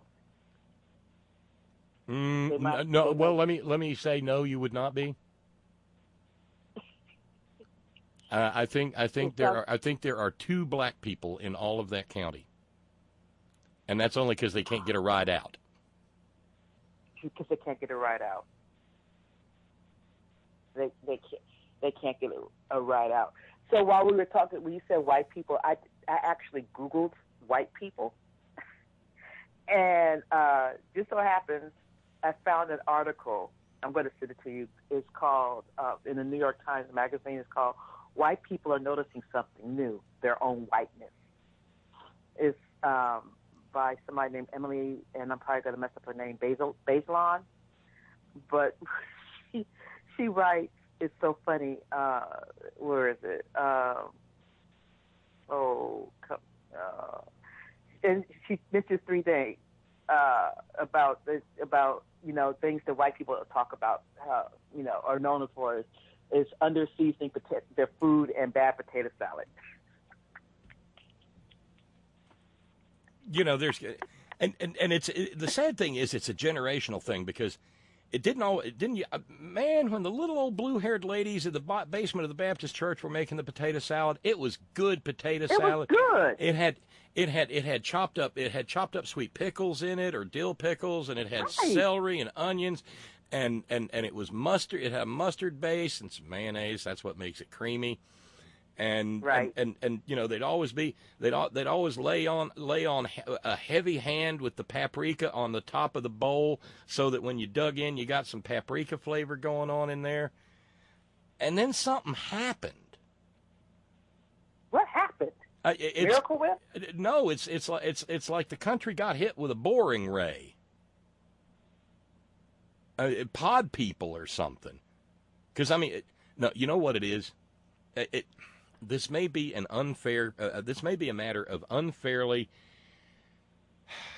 accusing Karen of not knowing how to make potato salad. Because I know where to find the dullest, most boring, unappetizing potato salad on earth. And it comes in tubs. Oh, the tubs. Yes. And you buy it at Walmart. And so what I think we're dealing with here, my goodness, okay, there's probably somebody can get their PhD in anthropology doing a dissertation on this.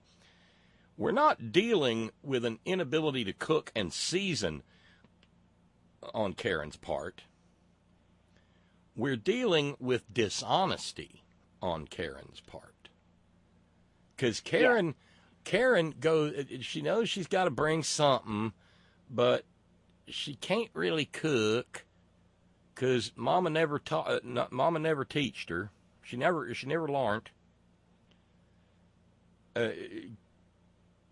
And so she goes to Walmart and she buys that big tub of god awful, deadly dull potato salad.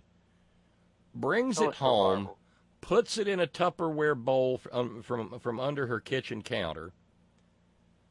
Puts the lid on it and takes it to the function, the do, the event, the whatever, and claims it as her own. Never realizing, of course, because macaroni and cheese. Yeah, she's not going to eat any of it anyway. Karen's counting carbs. Karen, just bring soda or paper plates and napkins. And by the way, Karen, this is not a generic gooning on all Karens. There are wonderful Karens out there. I know several of them. One of them is the lovely Ms. Karen, who has been in matrimonial bliss with all-around great guy Steve from Georgia Stand for many years now. And I am not casting aspersions on her potato salad because I bet if Ms. Karen sets out to make potato salad, it'll be righteous.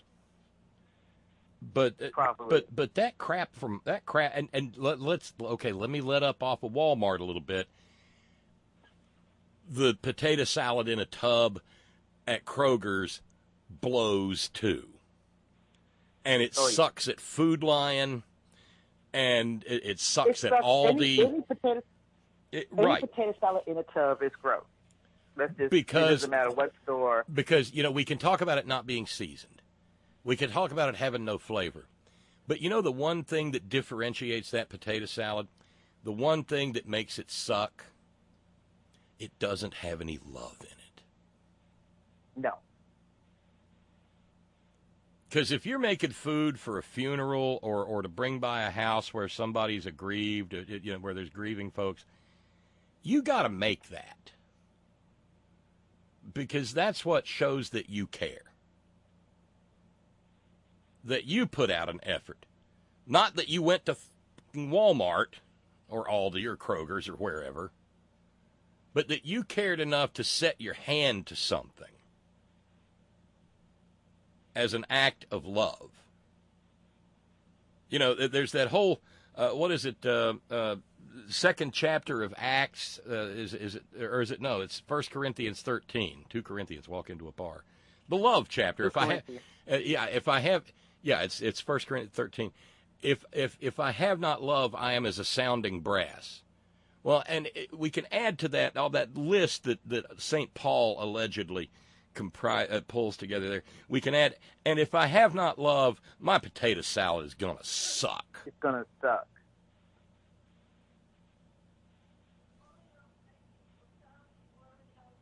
So, yeah. And the funny thing is, in any cultural tradition, there is always going to be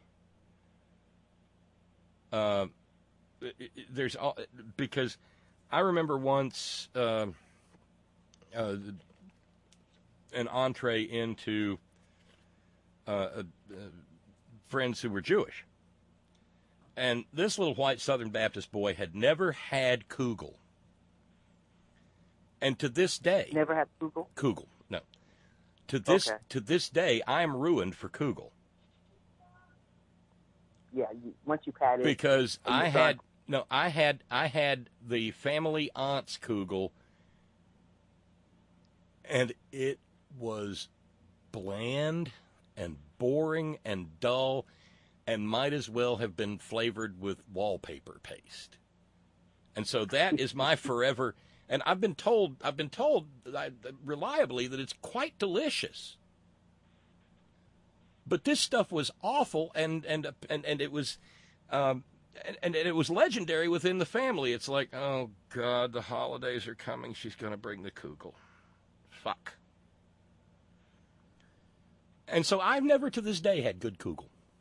I know it exists, but I've never had it. And the mere mention of the word kugel conjures up that stuff. I mean, I had a mouthful of it, and my taste buds were just going, what? What? There's nothing here. Are we eating cotton balls for dinner now, Bob? No, it's nothing worse than getting bad food. And then, like you said, I mean, could you imagine somebody that's never been to this country before, right? And they're at one of these functions, and they have, Karen's potato salad from Kroger or Ralph's or whatever. And like you said, once they eat that, they'll never eat potato salad again, because it'll be in their memory. It's like, oh my God, is this what potato salad tastes like? Yeah, and see, with just a little bit of creativity, for instance, I didn't realize it until I saw it, and the minute I saw it, I bought it. It used to be if you wanted to buy ranch dressing mix, I hate bottled ranch. Awful, yucky. So when we make ranch around here, we get the mayo and the buttermilk out, whip it together, put the ranch mix in it, and then it's awesome. It's its own food group on the food pyramid. But now they make ranch dressing mix in like the shake it. I mean, it's like a bottle of it, and it's just a dry mix, and there's lots and lots of it in there, and you can salvage Walmart potato salad with a good shake of ranch dressing mix, leave it alone for a couple of hours, and people are going, fuck, this is great. She lost me, with ranch dressing, right? Yeah, I know. There's a reason ranch dressing's white. I mean, no, I love blue cheese dressing. I don't know. I just can't. Maybe it's because we know my history of mayonnaise, and I'm slowly beginning to eat mayonnaise. But it's just, I don't like ranch dressing. I don't know what it is about ranch dressing. It's probably because you have not had good. If you like blue cheese, ranch dressing. But the crap that's in a bottle, or that you want some ranch dressing with your McNuggets. that stuff's toxic goo. And it doesn't It even is taste gross. like ranch I dressing just say- tastes. Well, you know what? Jan loves ranch dressing, and she does the same thing. I buy, the Hidden Valley Mm-hmm. ranch dressing in the packet, and she makes it up. Because I think I told you, we do once a week or so, I do a salad bar thing, and I, grilled some chicken and cut up, romaine lettuce and tomatoes, olives, beets, and stuff. And, she has it. Yeah. Oh, have you ever had, those little mozzarella cheese balls? Oh, yeah. We get those too. Yeah. You guys have, because I didn't even know this. For a but I little found while, we had an olive bar at our Kroger's. And it, it went away? yeah, because there wasn't enough hillbillies wanted to eat that stuff. Yeah, no, we have the. I mean, they had the Castelvetrano arsenical green olives and salt cured olives and Right. and the olives in the oil and plain old calamatas. Ooh, and they did you had get those. The ones They with had the those blue little. cheese, the one with the blue cheese stuff in them. Oh hell yeah! No, now that I can get on the shelf and I can rip through that no time flat. But they had a little. They had the little sweet hot cherry peppers that were stuffed with mozzarella and were sitting marinated. Whoo! Mm-hmm. Yeah. Mm-hmm. Yeah, that went away in a hurry. We had a party a while ago, and I bought a bunch of those. I went to the olive bar or whatever, and got a bunch of those olives. Oh, do they have the roasted garlic too? Oh yes. Yep. Oh yeah. And the jalapeno stuffed olives are one of my favorites. Oh, did they have? Not only do we have an olive bar, but we have a cheese, like it's a cheese counter. And they have artisanal cheeses from all over the world. And it's just, so you got the olive bar, and then you got the cheese, and it's actually somebody that's in there with, and they're always having samples of, different cheeses and all this sort of stuff. And it's wonderful. It's one of those things where, what I think about is as bad as things are going in this country, we're not inferior. And I watch, and I think about, like, just the fact that I'm sitting on my couch talking to you and, watching TV. And when I was watching the Jack Ryan thing today, and I was just thinking about the people in the Middle East and what they're going through because of, a lot of it because of American policies over there and people, oil companies coming and, basically stealing their lands and, stealing their reserves and war and all this. And, what they're trying to do to get out of out of their countries. And I'm, just watching this, I mean, I know it was, fictionalized, but I can only imagine what is really going on there. We have it so good in comparison. Yeah, we're sitting here talking about our potato salad sufferings, Tracy. Right, no doubt. Exactly. Right, yeah. We have it, and it makes me sad when I watch stuff like this because I think about, like, these people who are trying to get away, try to get into the country, try to get to America or Europe or whatever. And because of this, lugubrious leech, with the Muslim ban and all this, the only thing they're trying to do is just get a taste of freedom. Get that taste of just sitting at home watching television or going to the park and barbecuing or whatever the case may be. But because, or just, walking their kids to school, and because there is such a thing as school for their daughter. The things that we don't even think about, these people just want those things. And I don't understand, and it just kills me because of how racist and horrible this white supremacist is. He really feels that this country is only for white people, and this crazy hate. I don't know who he hates the worst: Muslims or Mexicans, or anybody Hispanic. Because like you said, with the latest thing about denying people American citizens passports because Well, and of course, what did he spend Labor Day doing? Well, first he tweeted that American workers are doing better than they've ever done. Carol wasn't having none of that and blistered his ass. What did Carol do?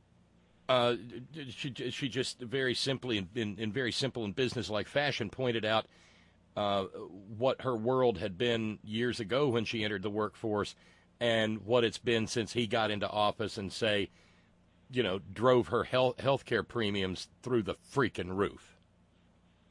Right.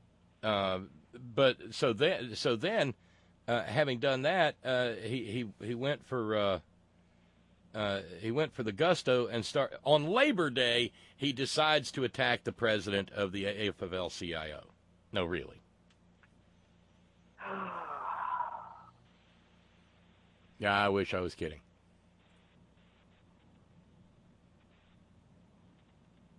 Because Rich Trumka, who used to be the head of the UMWA before Cecil Roberts, and then went on to be the head of the AFL-CIO, Trump said, Richard Trumka, the head of the AFL-CIO, represented his union poorly on television this weekend. Well, first of all, dumbass, the AFL-CIO isn't a union. It is a group of unions. Oh, my God. And I imagine one of the reasons that Julius Geezer hates the AFL-CIO, of course, that the NFLPA, the National Football League Players Association, is a member of the AFL-CIO. Oh, yeah, he doesn't like that. So anyway, Richard Trumka, the head of the AFL-CIO, represented his union poorly on television this weekend. Some of the things he said were so against the working men and women of our country and the success of the U.S. itself that it is easy to see why unions are doing so poorly. Shut the fuck up, you ignorant piece of shit. Okay? You know what pissed him off? On Fox News, Richard Trumka said that the so-called overhaul of NAFTA should include Canada. And then he said the things that he's done to hurt workers outpace what he's done to help workers. And that's the damn truth.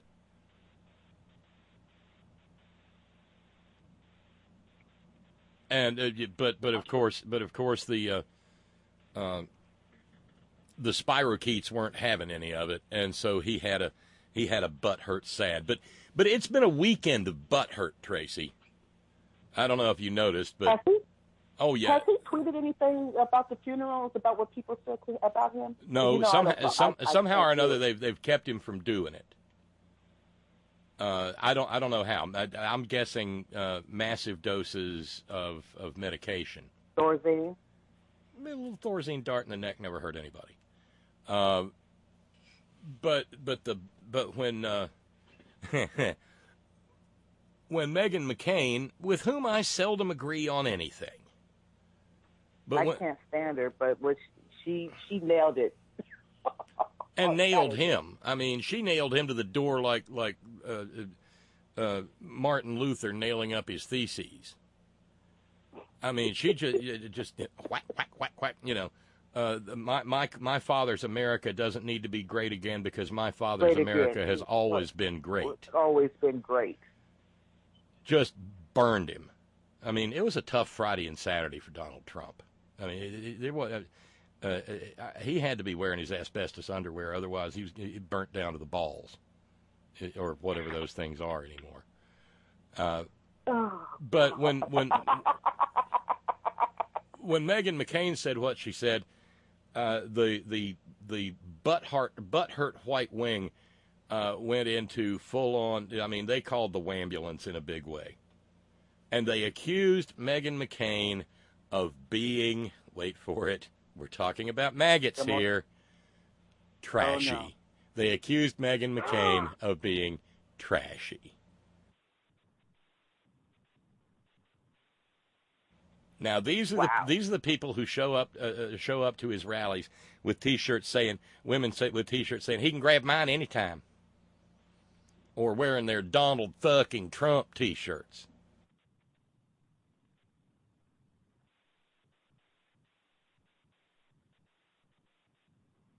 Yeah, and they call it but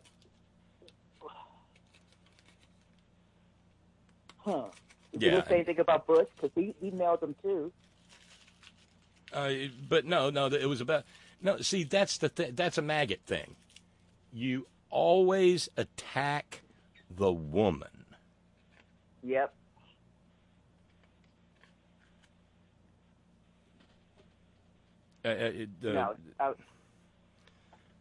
It's their MO. That is just, between, but what's killing me, because like I said,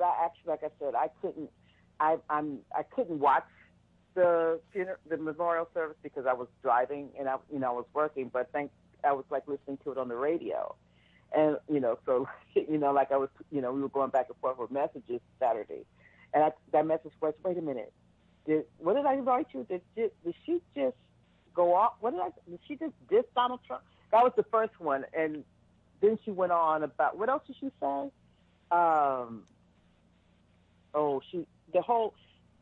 Basically the whole thing, the last part of her speech was just, I'm gonna fuck with Donald Trump. But like how much of like that clip you sent me, how much of an asshole do you have to be to not be invited? Wait a minute, isn't there 3 funerals? Wasn't he not invited to Nancy Reagan's funeral? I don't remember. I think, because when did Nancy Reagan die? Not that it didn't come soon enough, but let's see, Nancy, because I was he in office when she died? See, I'm having a hard time pulling that together.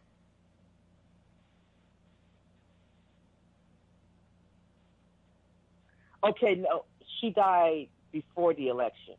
She died on March 5th.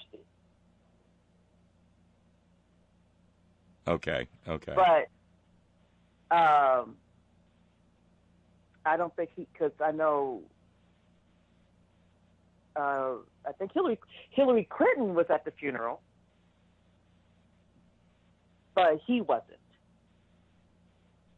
I'm trying to remember if he was invited or if he was not invited. But like the guy said, I forgot the fact that he wasn't invited to Barbara Bush's funeral. I forgot about that.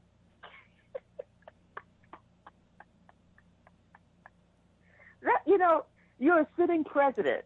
You're the sitting president, and people don't even want you at the funeral. Says something. That's bad. That says a lot. That says so much.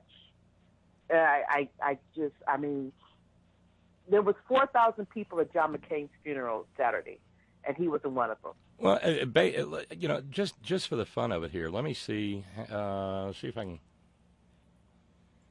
cue that audio up so other people can hear it, because I laughed my ass off when I heard it. Working.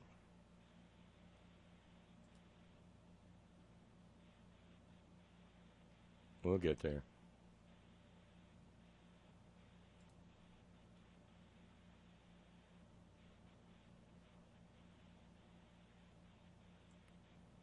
Here it is. Yeah.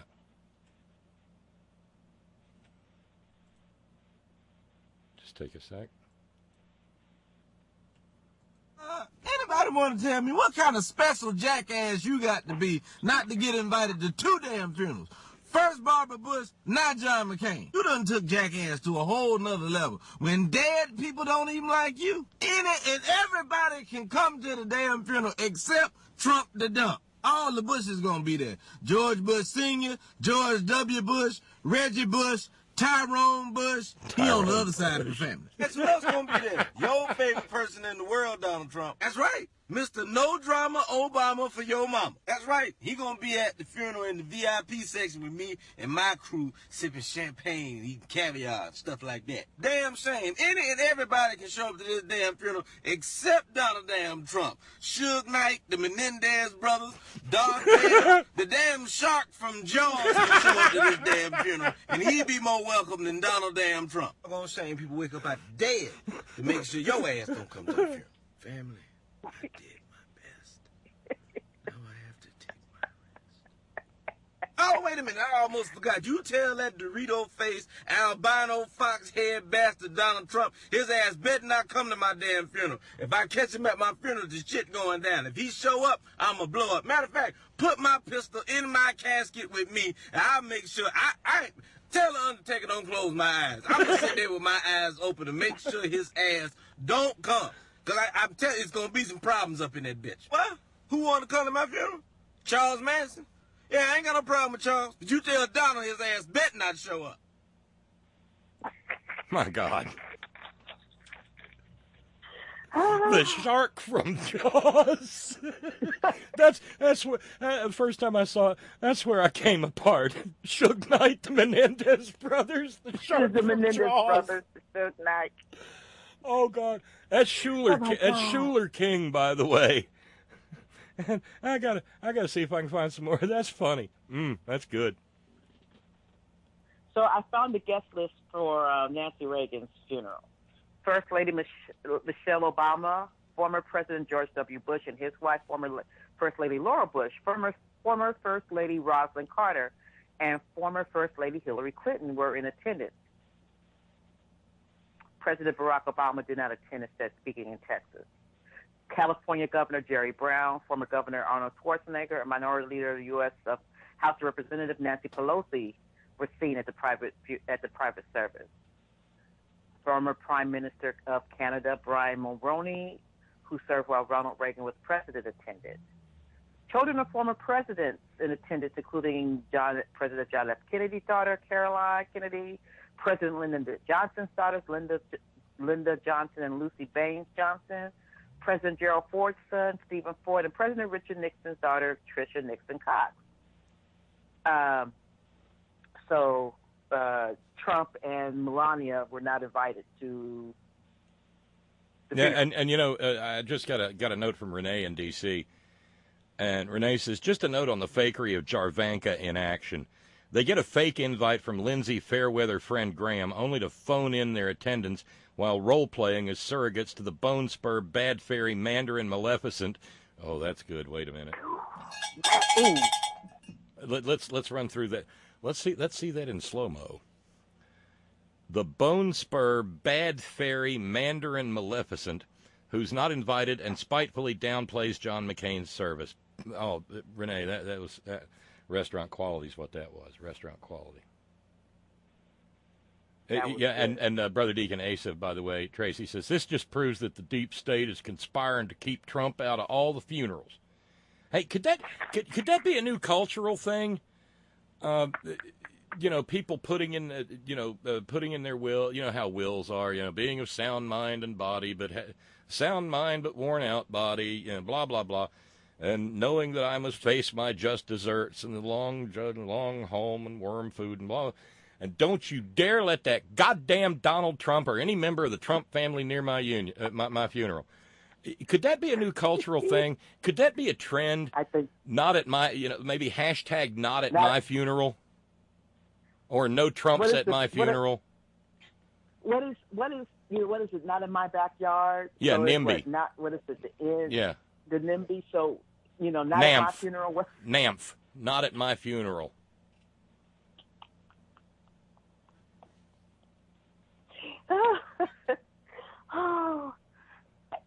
This is the thing, I know he's a narcissist, a megalomaniac, and all these things. But how?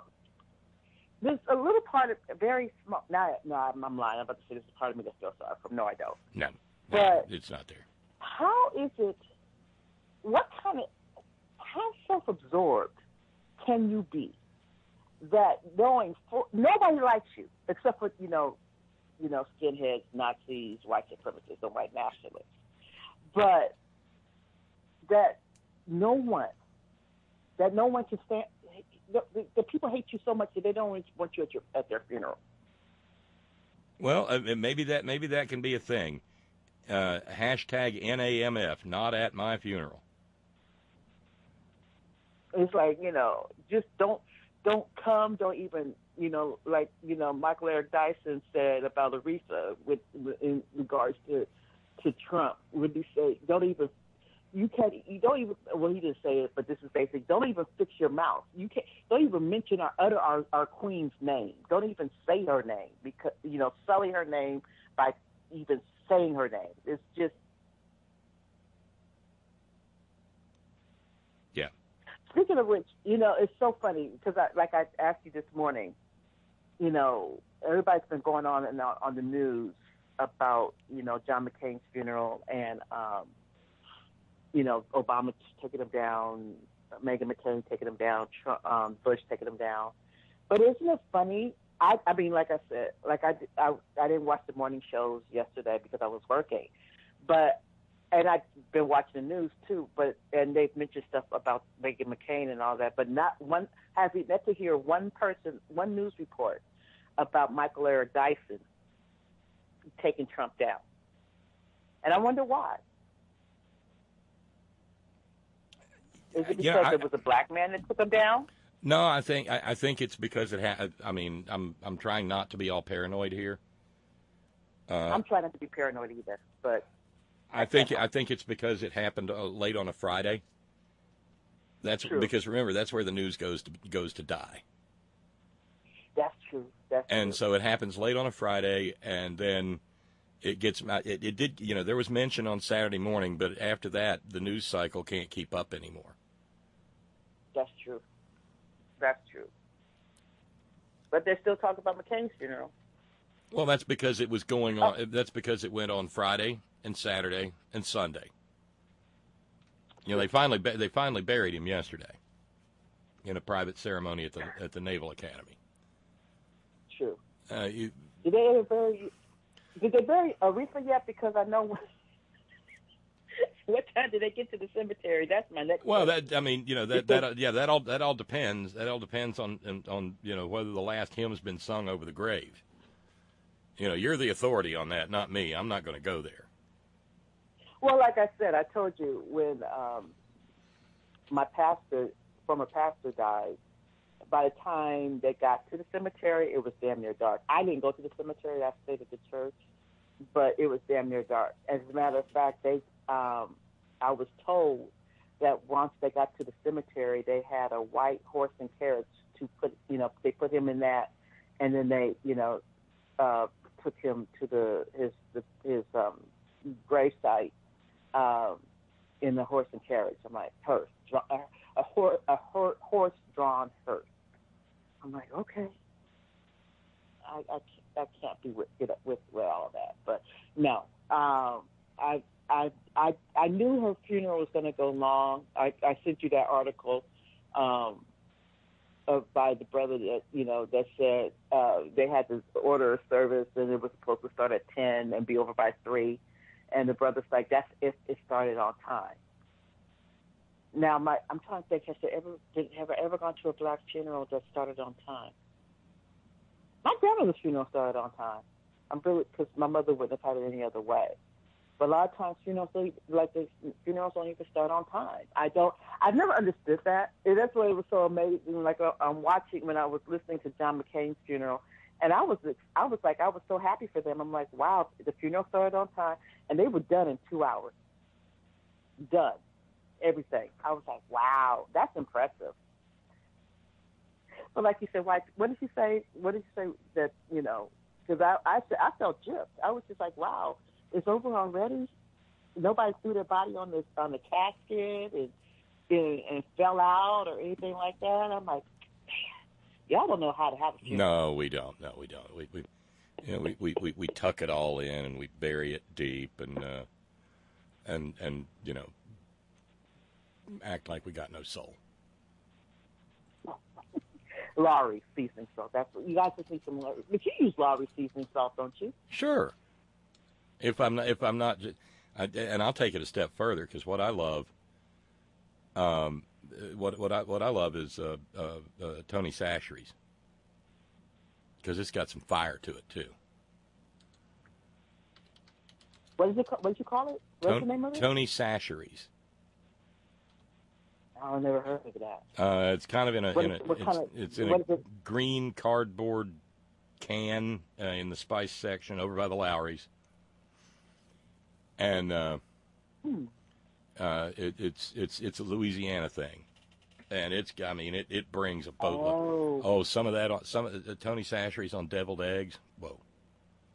Of course, the other thing that I'll use a lot instead of because I haven't found anything that it's not good on is Old Bay.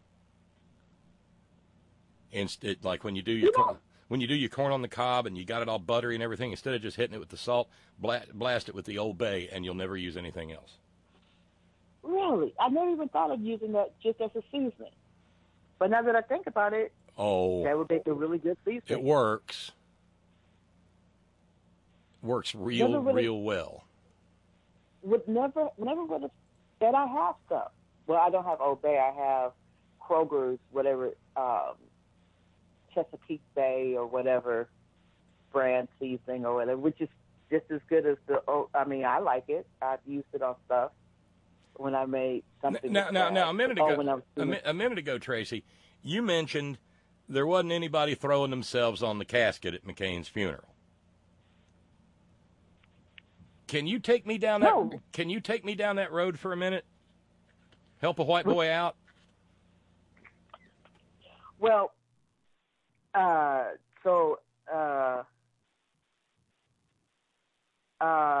see.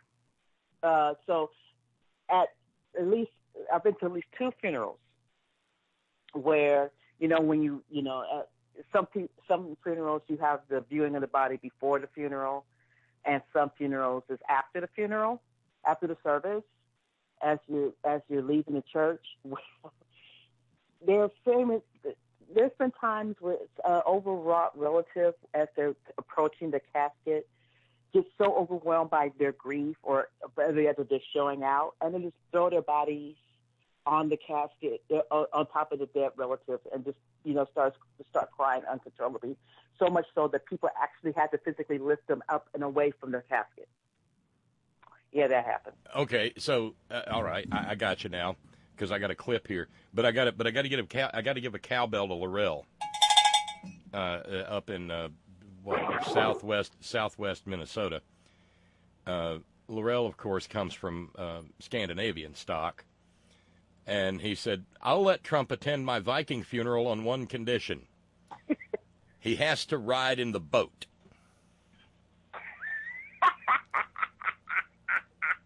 Yeah, you got the reference, right? Yeah, funeral. Don't they set the people on fire and send them out to sea? Yeah, set the whole boat on fire. Mm-hmm. By the way, Steve from Georgistan says, America's always been great, Trump's tweet.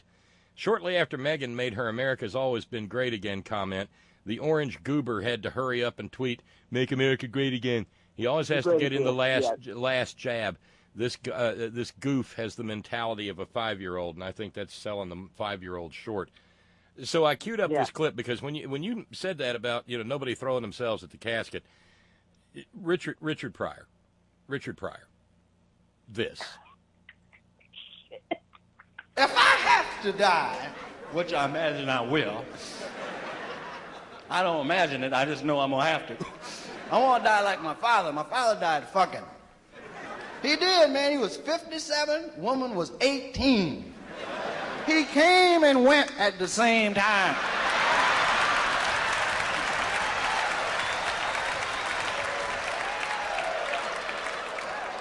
Did nobody cry at his funeral?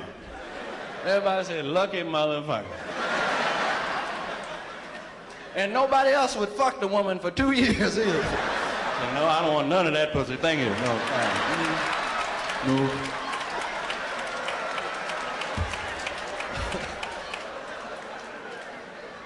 And you know, I noticed that there's a difference in funerals. Like Here we white go. people have funerals, they love their dearly departed, but their funerals be different. They don't give it up easy. You know, they hold their shit in until they get home. Maybe they faint. They get at the funeral.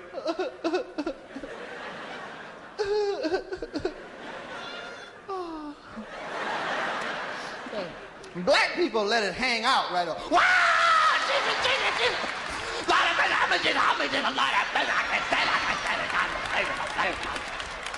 Take me away. And then they fall on your ass. They don't never faint. They just lean on your ass. You got to carry them to the car and just say, bitch, get up. That sound about right? Yep. Right there. Yeah. That. Oh, Jesus, don't kill me, don't kill me, don't kill me. Yeah, like I said, and normally, and usually the person that usually falls out the hardest is the one that did the person that died the worst.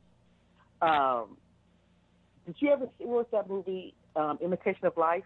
Yeah. Yeah. And, you know, those movies that they made back in the day where, you know, the tragic mulatto or light-skinned black woman who could pass for white, and, you know, because it was so terrible being black, so, you know, she wanted to be white. And at the end, you know, and of course she had a dark-skinned mother and she denied being black and all this. And at the end, they have this big funeral that only black people can have, you know, with the horse-drawn hearse and all that. And she comes, you know, because she had ran away from her mother and wanted to live as a white woman. She comes running, you know, at the funeral processional, and she throws herself on the, you know, hearse. Oh, mommy, I'm so sorry. What have I done? I love you, Mom. I'm like, bitch, please. So yeah. Yeah, and well, there's that. And the, you know, the white people go home and Richard, you know, you gotta understand, Richard Pryor for me was, I mean, he wasn't a religious figure, but he was damn near a prophet. The great comedians always are, and so you got to form a picture of, you know, little 19-year-old Bob sitting down at the river, probably getting high with his buddies, and we got Richard Pryor 8 tracks running. 8 track tape. Yes, click. Yeah, I mean that's it's such an influence, and can a comedian get away with what he got away with? I don't know anymore. Well, it's like I was. But you know what? But you know all the time. Can we? Will there ever be? Because in times like this, and with racial tensions like they are, and the world that we live in, we could never. I don't think there could ever be another Richard Pryor or Red Fox or even Eddie Murphy. There's the things that they said back then. You couldn't. I mean, it's because I hate to say about, you know, people becoming too sensitive, because then I sound like a Republican. Oh, you guys are just so sensitive or politically correct. You couldn't do the stuff that Richard did on TV. You know, Isaac tweeted me a couple of links along the way. I had forgotten that Richard had a standalone TV show. Yes, and he does, and Isaac sent it along. That there's a bit he does on a TV evangelist that is, and you know, full on prosperity gospel hadn't got hold yet, and it's like prophecy. It's worth looking up. It's on YouTube. Was it him and Chevy Chase? A bit that they did on Saturday Night Live or on his show? Oh no, that was Saturday Night Live where they did the word association. Right. Hell, you couldn't even. Mel Brooks couldn't even make Blazing Saddles today. No. he couldn't make Blazing Saddles today. And Blazing Saddles is one of my favorite movies of all time. But here's a note. So one day, a few years ago, I was channel surfing, and Blazing Saddles was on came on Comedy Central. And of course, they have to, bleep out a lot of stuff. So I'm watching it. Now here's what I was like, really? This is what you bleep out. They bleep out the farting, so you couldn't hear them fart, but they left their nigga. Yeah, it's weird. I mean, I'm like, so it's terrible to hear people farting. Yeah, which completely ruins the campfire scene, because that scene is nothing but farts. It's nothing but farts. They don't until Slim Pickens comes in. What in the wild, wild world of sports is going? That you guys have had enough beans. But like that whole scene is just important. That's the whole scene. So on Comedy Central, you just see them, raising up, and so if you've never seen a movie before, you have no idea what's going on. You could probably assume, because you see them eating beans, but like you said, that whole scene is silent other than the farting. I'm just saying. Yeah. You leave out, you leave out, leaving your nigga, but bleep out farting. Okay. Yeah. Right. Yes. Yes, I just and of course Richard Pryor wrote most of Blazing Saddles. Blazing Saddles, and was supposed to be in Blazing Saddles, but they chose Cleavon Little because he was more telegenic, and audiences would, they were afraid Richard was a little too rough around the black edges and too blue. What was it? Blue? Why do they call it blue comedy? I don't know. We'll have to look that up. It's. Oh, you know what? There's something I wanted to ask you. And I remember back when I said Indian Summer, and you told me, "Ooh, not a good thing to say." Why is it racist? Because I've been trying to find it, and because somebody on the news today said Indian Summer, and I'm like, "Ooh, I'm telling Bob." Well, I mean, because in white colonialist terms, anytime white culture appended the word Indian to a phrase, it means false. Indian like giver, and Indian summer. There are around here. There are these little roots that grow. They're called Indian turnips, and they hurt you. To merely take a bite of it will make it feel like needles are going through your tongue, and it's called an Indian turnip.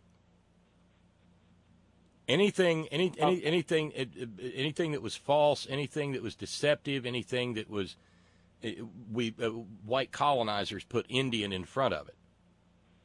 It was a word. It was a way of further dehumanizing the indigenous population of this continent.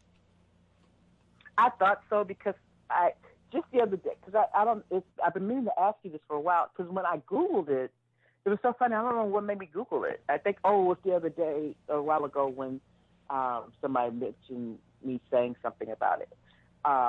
And so I Googled it, and people, they couldn't come up with they kind of skirted around it as to why, but it wasn't a decent enough explanation for me. So I'm like, and I've been meaning, I kid you not, Bob, I have been meaning to ask you this for months. But I have, like I said, the memory of a special needs gnat. So if I don't say it as soon as I think about it, it's gone. And then, of course, after I get off the phone, I'm like, fuck. Yeah, but that's what. And see, we do that with language when we're trying to dehumanize somebody else. For instance, in English, the English referred to venereal disease as the French pox. Oh, wow. Yeah. Seriously? Yeah. Well, like you said, if you want to the best way to dehumanize people is to, Well, if you're subtle, to make them less than. Well, and you got to be subtle about it, and you let it just worm its way through the culture. Well, it's like the whole thing about, the Washington Redskins. And this is why I love it when white people say, well, it's not racist. It's not derogatory. Who are you to tell the people who are being... Precisely. You don't get to make that determination. Right. You don't get to make that determination. You don't get to make that determination if you say something insulting to me, and I tell you, when I tell you that if you've insulted me or my race or my culture or my gender or whatever the case, I'm telling you this to your face, that you've insulted me. The only thing you should do, well, I didn't, that half-ass, well, I didn't mean to offend you. Yeah, which is different from, no, at least that's straight up. At least it's straight up, because that's a far cry from what, the Republican non-apology apology. I'm sorry if anyone was offended. That puts the burden on the offended party. Yeah. I'm sorry I offended you as a straight-up apology. I'm sorry if you were offended puts the burden on the offended person.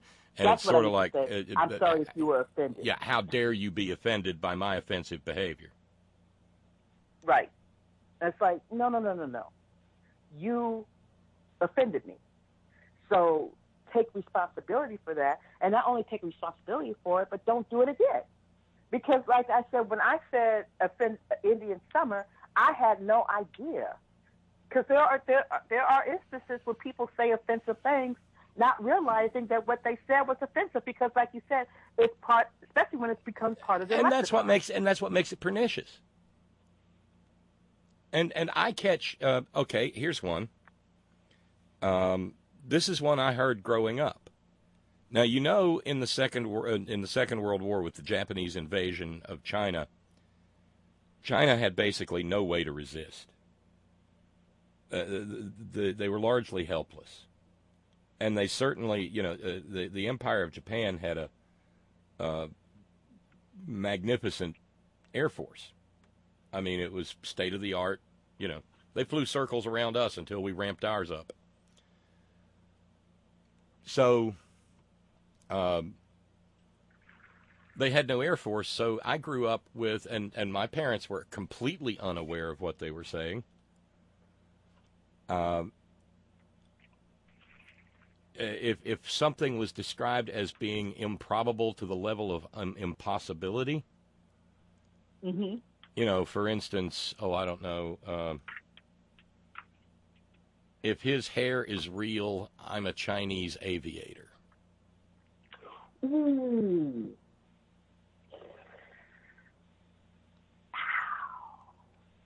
My parents didn't mean anything by it. No, they didn't mean anything by it. And it came across funny, but that's the way it insinuates, or harder than Chinese arithmetic. Yeah. Well, it's the same thing as when people say, I can't believe, because I think I've caught Jan saying it a couple of times, Oriental. It's like... Yeah, that's supposed to be gone. And frankly, Orient means east, and Occident means west, and on a round, if you're talking on a round planet, on a planetary basis, it ultimately means nothing. Nothing. Because to be Oriental is to be someone who lives in the east, but if you're leaving San Francisco and you go east to get to China, you're one screwed up individual. Yeah, because as I said. Asian is a more accurate description because it references a continent and not a direction. Jesus Christ, exactly. People living on the island of Manhattan are Oriental as compared to people in Los Angeles. Right, because it's to the east. So it's a case of language, of the language not doing its job. By the way, we're close to wrapping up, and I wanted to run something past you.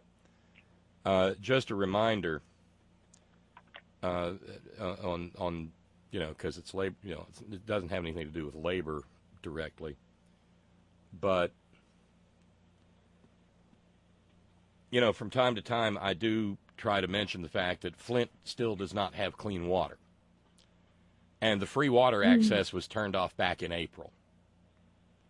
Yeah, remember I told you Judge Mathis said something about that at Aretha's funeral. Yeah. So None of this stuff made the news. That, by the way, that pisses me off. But go ahead.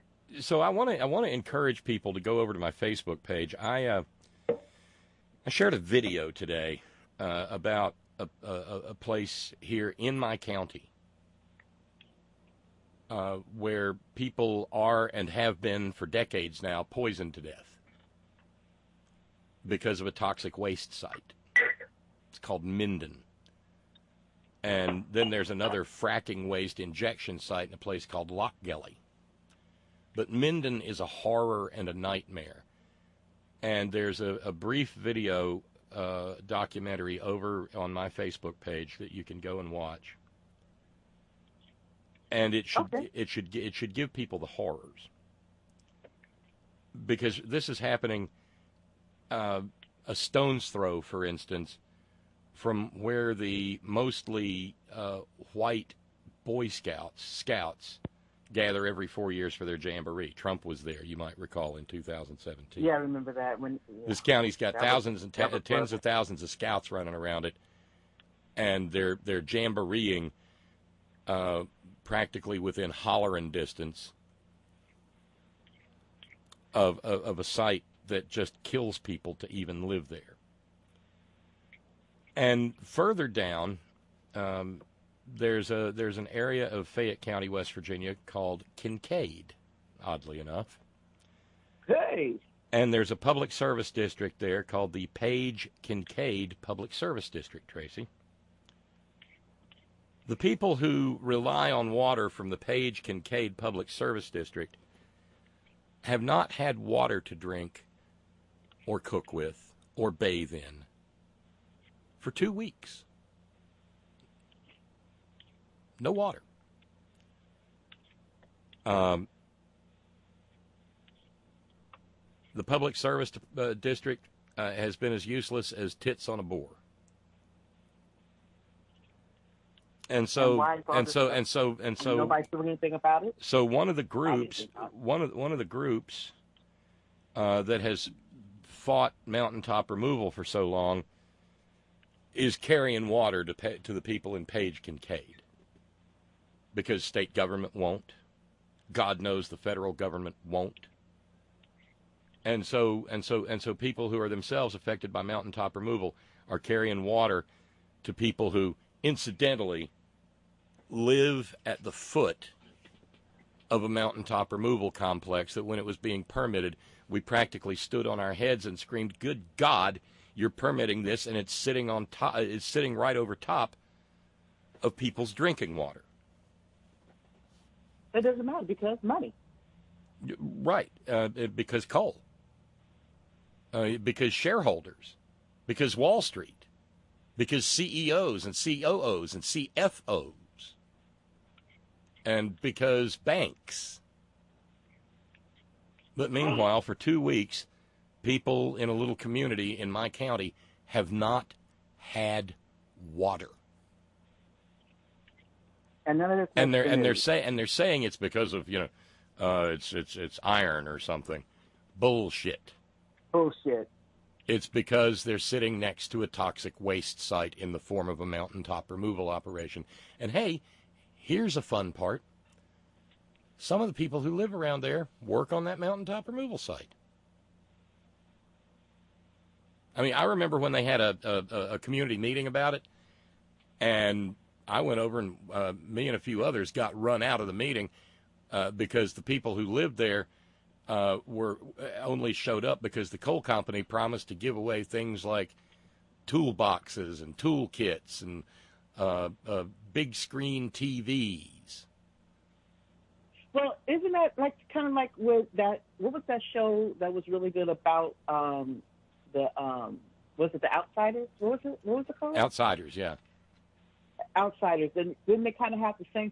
Was the episode when they had the same kind of meeting about and the coal company came in and were promising jobs and stuff like that, and the people from from kind of like you people guys gonna make $60,000 a year.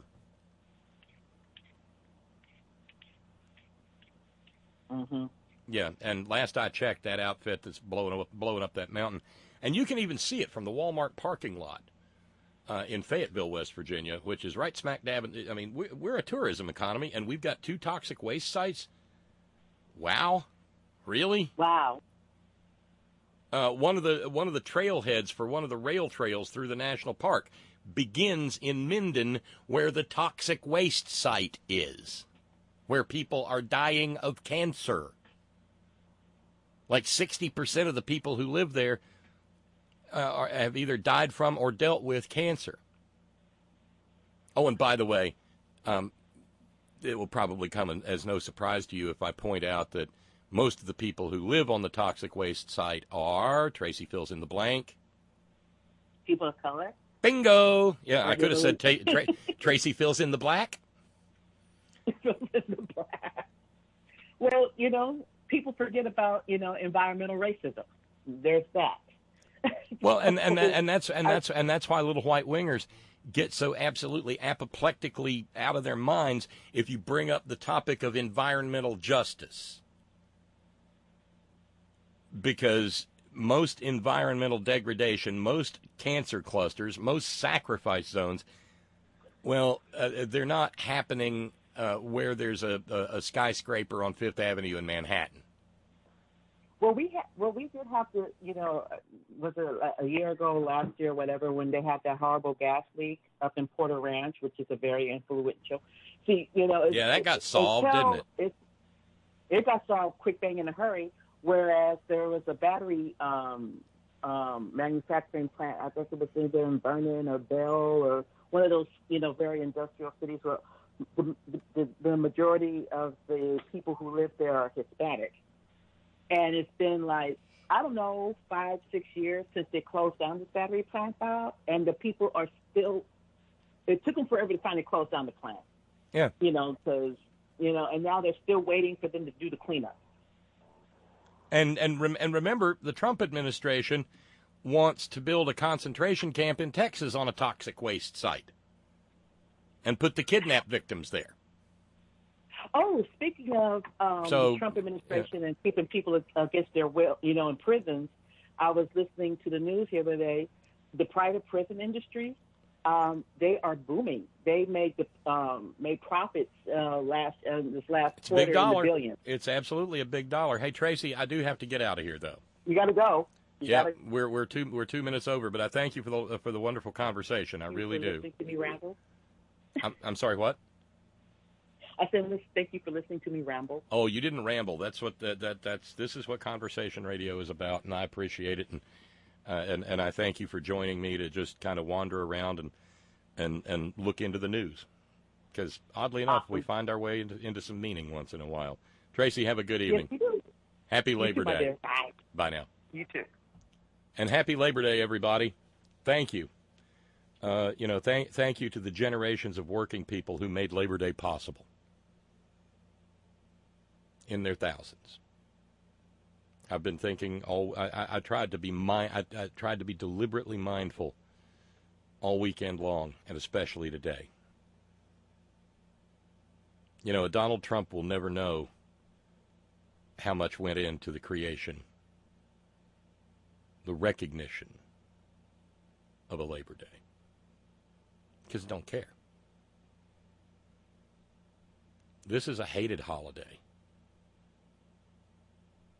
for anti-labor Republicans, not just Trump pansies and maggots. That's why it has to be. That's why it always has to be transformed into a holiday where we do anything but think about working people. So mindfulness, always mindfulness. As we close the program, I will note that we pulled up $100 short on Shirley's challenge. Hopefully, that will be met by the overnight crew taking the podcast. And if so, I will report tomorrow happily at that. Thank you very kindly to Laborman and Ralphs and our anonymous friend who put forward the Shirley's Challenge on the first day of every month. Thank you so much. Thanks to all of you who share your precious finite time engaged in this little conversation. Thank you to those of you who keep the program on the air. month by month. Thank you to our all-volunteer staff. Thank you to our news ninjas. Thank you, Brother Deacon Asa, headon.live. Thank you, John Fox in Australia. Thank you, Ben Birch, whiterosesociety.org. Thanks to the hardest working, bravest people I know, the men and women of Coal River Mountain Watch, crmw.net. And always, always, always, Gina, it's all for you. Later, y'all.